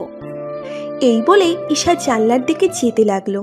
রিয়ান ঈশাকে ধরতে যাবে, ঠিক সেই সময় ভাঙা কাচের টুকরো রিয়ানের পায়ে বিঁধে গেল, আর সাথে সাথে রিয়ান চিৎকার দিয়ে বিছানায় গিয়ে বসে পড়ল। পেছনে তাকিয়ে দেখি রিয়ানের পা দিয়ে রক্ত বের হচ্ছে। ঈশা সিগারেটের প্যাকেট ফেলে দিয়ে রিয়ানের কাছে এসেই প্রথমে কাচের টুকরোটাকে বের করে নিল, তারপর চেপে ধরল যাতে করে আর রক্ত বের না হয়। এই, তুমি আমার পা ধরেছো কেন? কোনো কথা বলবা না। আরে বাচ্চাদের মতো কাঁদছো কেন? কথা বলতে না করেছি তো নাকি? প্লিজ কাঁদবে না। কেন কাঁদবো না? আর জুলি কাঁদলে তোমার কষ্ট হতো, আমি কাঁদছি তাতে তোমার কি? হ্যাঁ, কেন জানি আমার এখনো কষ্ট হচ্ছে। সরি বাবু, সব আমার জন্য হলো। তোমার কোনো দোষ নেই, আমি তো মদের বোতল এনেছিলাম। তবু আমি যদি না ভেঙে কোথাও রেখে দিতাম। আমার দিকে একটু তাকাও তো। ঈশা রিয়ানের দিকে তাকালো। হ্যাঁ, ঠিক ধরেছি রিয়ান। জুলি অল্প একটু কান্না করলে যেমন চোখ লাল হয়ে যেত, ঈশারও সেটাই হয়েছে। এই দেখেছো, কেঁদে চোখ লাল করে ফেলেছো। কান্না থামাও প্লিজ। এই কান্না করতে করতে তো চোখ লাল করে ফেলেছো, এইবার কান্না থামাও প্লিজ। না, থাকবো না, আমি কান্না করব। কেন? কান্না কেন করবে? তুমি আমার জন্য ব্যথা পেলে, তাই কান্না করব। আচ্ছা, তুমি কান্না করলে কি আমার ব্যথা কমে যাবে? ও হ্যাঁ, তাই তো। আমি সেই কখন থেকে কান্না করে যাচ্ছি। তোমার পা কেটে গেছে, মলম দিতে হবে তো। আচ্ছা, তুমি একটু বসো, একদম উঠবে না, আমি মলম নিয়ে আসছি। ঈশা মলম আনতে চলে গেল, আর রিয়ান ভাবছে একটা মানুষের সাথে অন্য একটা মানুষের এত মিল কিভাবে হয়। ঈশা মলম নিয়ে এসে রিয়ানের পায়ে লাগিয়ে দিল, তারপর ফ্লোরে পড়ে থাকা কাচের টুকরোগুলো পরিষ্কার করে নিল। রাতে খাওয়া দাওয়া শেষ করে যে যার মতো ঘুমাতে চলে গেল। রিয়ান আর ঈশা পাশাপাশি ঘুমালেও রিয়ান কখনো ঈশাকে স্পর্শ করেনি। ঘুমের ঘোরেই হঠাৎ রিয়ান কি যেন বলছে শুনে ঈশার ঘুম ভেঙে যায়। রিয়ান, তুমি এসব কি বলছো? রিয়ান কোনো উত্তর না দিয়ে আবোল তাবোল বলেই যাচ্ছে। কি হলো রিয়ান, তুমি আমার কথা শুনতে পাচ্ছ না? এমন ভাবে আবোল তাবোল কেন বলছো? এই বলে যখন ঈশা রিয়ানকে ধাক্কা দিল, রিয়ানের শরীর অনেক গরম। ঈশা সেটা বুঝতে পেরে রিয়ানের মাথায় হাত দিয়ে দেখে শরীরে অনেক জ্বর। রিয়ান, এই রিয়ান, তোমার কি খুব বেশি খারাপ লাগছে? মাথায় পানি নেবে নাকি জলপট্টি নেবে? রিয়ান কোনো উত্তর দিল না। তবে শরীরে যে পরিমাণ জ্বর, তাতে করে মাথায় পানি দিয়ে সারা শরীর মুছে দিলেই ভালো হবে। ঈশা উঠে পানি আনতে চলে গেল। কিছুক্ষণ পর এসে বালিশের নিচে একটা বড় পলিথিন দিয়ে মাথায় পানি ঢালতে লাগলো। বেশ কিছুক্ষণ পানি দেবার পর ঈশা রিয়ানকে জিজ্ঞাসা করল, এখন কেমন লাগছে? অনেক ভালো লাগছে, তবে আমার পাটা খুব ব্যথা করছে। তোমাকে আমি ব্যথার ঔষধ খেতে বলেছিলাম, তুমি তখন খেলে না কেন? দাঁড়াও, আমার ব্যাগে জ্বরের ঔষধ আছে কিনা দেখি। ঈশা নিজের ব্যাগ খুঁজে ওষুধ বের করলো, সেটা রিয়ানকে খাইয়ে দিল। সারা রাত ঈশা ঘুমাতে পারেনি। কতক্ষণ পর পর মাথায় পানি ঢেলেছে, আর জলপট্টি তো দিয়েই গেছে। রাতের থেকে সকালের দিকে জ্বর অনেক কম। রিয়ান ঘুমিয়েছিল। ঈশা উঠে রিয়ানের জন্য স্যুপ করতে গেছে। স্যুপ করে নিয়ে এসে রিয়ানকে ডেকে তুলল। আমি উঠে বসতে পারবো না, আমার ভালো লাগছে না। একটু কষ্ট করে উঠে বসো, স্যুপটুকু খেয়ে আবার শুয়ে পড়ো। রিয়ান উঠে বসলো আর ঈশা রিয়ানকে স্যুপ খাইয়ে দিচ্ছিল। এই, তোমার চোখ এত ফুলছে কিভাবে? মনে হয় সারা রাত ঘুমাইনি, তাই এত ফুলেছে। তুমি কিছু খেয়েছো? না, তোমাকে খাইয়ে দিয়ে তারপর খাবো, আর তারপর তোমাকে নিয়ে ডক্টরের কাছে যাবো। রিয়ানকে স্যুপ খাইয়ে দিয়ে ঈশা নিজেও কিছু খেয়ে নিল, কিন্তু খেতে একদম ইচ্ছা করছিল না। তাই অল্প কিছু খেয়ে রেডি হয়ে রিয়ানকে নিয়ে বের হলো। ডাক্তারকে দেখিয়ে ওরা বের হলো। এই, আমার না ঘুরতে যেতে ইচ্ছে করছে। কি বলো, এই শরীর নিয়ে তুমি ঘুরতে যাবে? হ্যাঁ চলো না, আমরা ঘুরতে যাব। চলো চলো। আচ্ছা বাবা, যাবো, কিন্তু কোথায় যেতে হবে বলো? আমরা পাহাড় দেখতে যাব। এই তুমি কি বলো, এই শরীর নিয়ে এত দূরে জার্নি করে যেতে পারবে? যেতে তো আমাকে হবেই, চলো। ঈশা আর কোনো উপায় না পেয়ে যেতে লাগলো, কিন্তু পাহাড়ি রাস্তায় ঢোকার আগ মুহূর্তে রিয়ান বলল, আমি পানি খাবো, গাড়িতে পানি আছে? না, পানি নেই। আচ্ছা তুমি একটু বসো, আমি এই দোকান থেকে পানি নিয়ে আসছি। ঈশা পানি আনতে গেল। পানি কেনার শেষে যখন ফিরে তাকিয়েছে, তখন দেখে গাড়ি নেই, সাথে রিয়ানও নেই। ঈশা তো অস্থির হয়ে গেল। রিয়ান গেল কোথায়? কোনো উপায় না পেয়ে ঈশা রিয়ানের নাম্বারে কল দিল। হ্যালো, তুমি কোথায়? আমি তো পাহাড়ি রাস্তায় ঢুকে গেছি। মানে কি, তুমি গাড়ি ড্রাইভ করছো? হ্যাঁ করছি, জানো একটুর জন্য ট্রাকের সাথে ধাক্কা লাগাইনি। আরিয়ান, তুমি কোথায়? আর যেখানে আছো সেখানে ব্রেক করো, সামনে একটুও যাবে না। সেটা বললে হয়? আজ আমি জুলির কাছে যাব। চুপ শয়তান, এসব কি বলছো? হঠাৎ বিকট একটা শব্দ আসলো। এই আরিয়ান, কি হলো? তুমি ঠিক আছো তো? আরে হ্যাঁ, শুধু গাড়িটাকে গাছের সাথে লাগিয়ে দিছিলাম। দেখো আরিয়ান, তুমি কিন্তু একটু বেশি বাড়াবাড়ি করছো। সেটা তুমি করছো। তুমি জুলি হওয়া সত্ত্বেও দিনের পর দিন ঈশার অভিনয় করে যাচ্ছ। আমি জুলি না। হ্যাঁ মেনে নিয়েছি তুমি জুলি না, তাই তো আমি আমার জুলির কাছে চলে যাব। গাড়ির স্পিড এখন 80+। এই স্পিড থামাও, স্পিড থামাও, এই স্পিড থামাও। এমন রাস্তায় কেউ এত স্পিডে গাড়ি চালায়? কিছু হয়ে যাবে তো। হবার জন্যই তো চালাচ্ছি। আমি জুলিকে ছাড়া আর থাকতে পারবো না। আর শুনো, তোমার সাথে আমি অনেক অন্যায় করে ফেলেছি, আমাকে মাফ করে দিও। মাফ? কিসের মাফ? আর কত কষ্ট দিবি তুই আমাকে? হ্যাঁ, আমিই তোর জুলি। সেদিন আমি মরিনি, মরেছিল আমার ছোট বোন অধরা। সত্যি তুমি আমার জুলি তো? হ্যাঁ হ্যাঁ হ্যাঁ, আমিই জুলি। আমি বিশ্বাস করি না। তুমি যদি জুলি হও, তাহলে তুমি আমাদের মাঝে ঘটে যাওয়া একটা ঘটনা বলো, যেটা আমি আর তুমি ছাড়া কেউ জানে না। তুই আর আমি একবার ঘুরতে গেছিলাম, সেখানে ওই এলাকার মুরব্বীরা আমাদের নানানভাবে অপমান করেছিল। হ্যাঁ তুমি আমার জুলি। ওকে, আমি আসছি। রিয়ান ফিরে আসলো। জুলি এতক্ষণ নানান চিন্তার মধ্যে ছিল। রিয়ান ফিরেছে সেটা দেখে অনেক স্বস্তি পেল, কিন্তু গাড়ির অবস্থা খুব খারাপ হয়ে গেছে। এই তুমি ঠিক আছো তো? তোমার কোনো ক্ষতি হয়নি তো? আমি একদম ঠিক আছি। এখন সব আমাকে বলো, কেন এই নাটক করলে? বলবো, সব বলবো বাসায় গিয়ে। তারপর জুলি গাড়ি ড্রাইভ করে বাসায় আসলো। ওরা সোজা রুমে চলে গেল। হ্যাঁ বলো, এতদিন কেন এত নাটক? আর তোমার যমজ বোন ছিল, সেটা আমাকে বলনি কেন? হ্যাঁ, ও অনেক ছোট থেকেই নানুর বাসায় থাকে। আর সেদিন যখন আমি বের হয়েছিলাম, তখন অধরা আমাকে বলল ও নাকি তোমার সাথে ঘুরতে চায়। আমি অনেকবার না করা সত্ত্বেও অনেক জেদ করে, তাই ওকে পাঠিয়ে দিই। সেদিন আমি তোমার সাথে থাকলে হয়তো আমি বেঁচে থাকতাম না। ওর মৃত্যুর জন্য তোমাকে দায়ী করেছি। তাই তো আর তোমার সামনে এসে এটা কখনো বলিনি। তোমার জুলি মরেনি, বেঁচে আছে। তাই কয়েকদিন আমরা দেশে থেকে চলে যাই লন্ডনে। তোমার খোঁজ খবর সব সময় নিয়েছি, কিন্তু শুনতাম দিনের পর দিন তোমার অনেক অবনতি হচ্ছে। তাই নিজের মুখে প্লাস্টিক সার্জারি করে চলে আসলাম দেশে, যাতে করে আমাকে চিনতে না পারো। আমি জানতাম হঠাৎ করে আমাকে দেখলে তোমার বড় ধরনের ক্ষতি হয়ে যেতে পারে, আর বলতে পারবো না। যতটুকু দরকার ততটুকুই বললাম। কিন্তু তারপরেও কেন আমার কাছে পরিচয় লুকালে? আমি দেখতে চেয়েছিলাম তুমি অন্য কাউকে পেয়ে জুলি মানে আমাকে ভুলে যাও নাকি, কিন্তু আমি যেটা দেখলাম আমি ভুল কাউকে ভালোবাসিনি। আমি এমন একজনকে ভালোবেসেছি যে শুধু আমাকেই ভালোবাসে। এই বলেই জুলি রিয়ানকে জড়িয়ে ধরল। আহ, কি হলো? হাতে ব্যথা। কিভাবে পেলে? যখন গাছের সাথে গাড়ি ঘষে গেল তখন পেয়েছিলাম। হ্যাঁ, তুমি তো একটা হারামি। সত্যি কিভাবে বের করে নিতে হয় ভালো করেই জানো। I love you. I love you too. আর কখনো ছেড়ে যাবে না তো? না, আর কখনো যাব না। এভাবেই চলবে তাদের ভালোবাসাময় জীবন।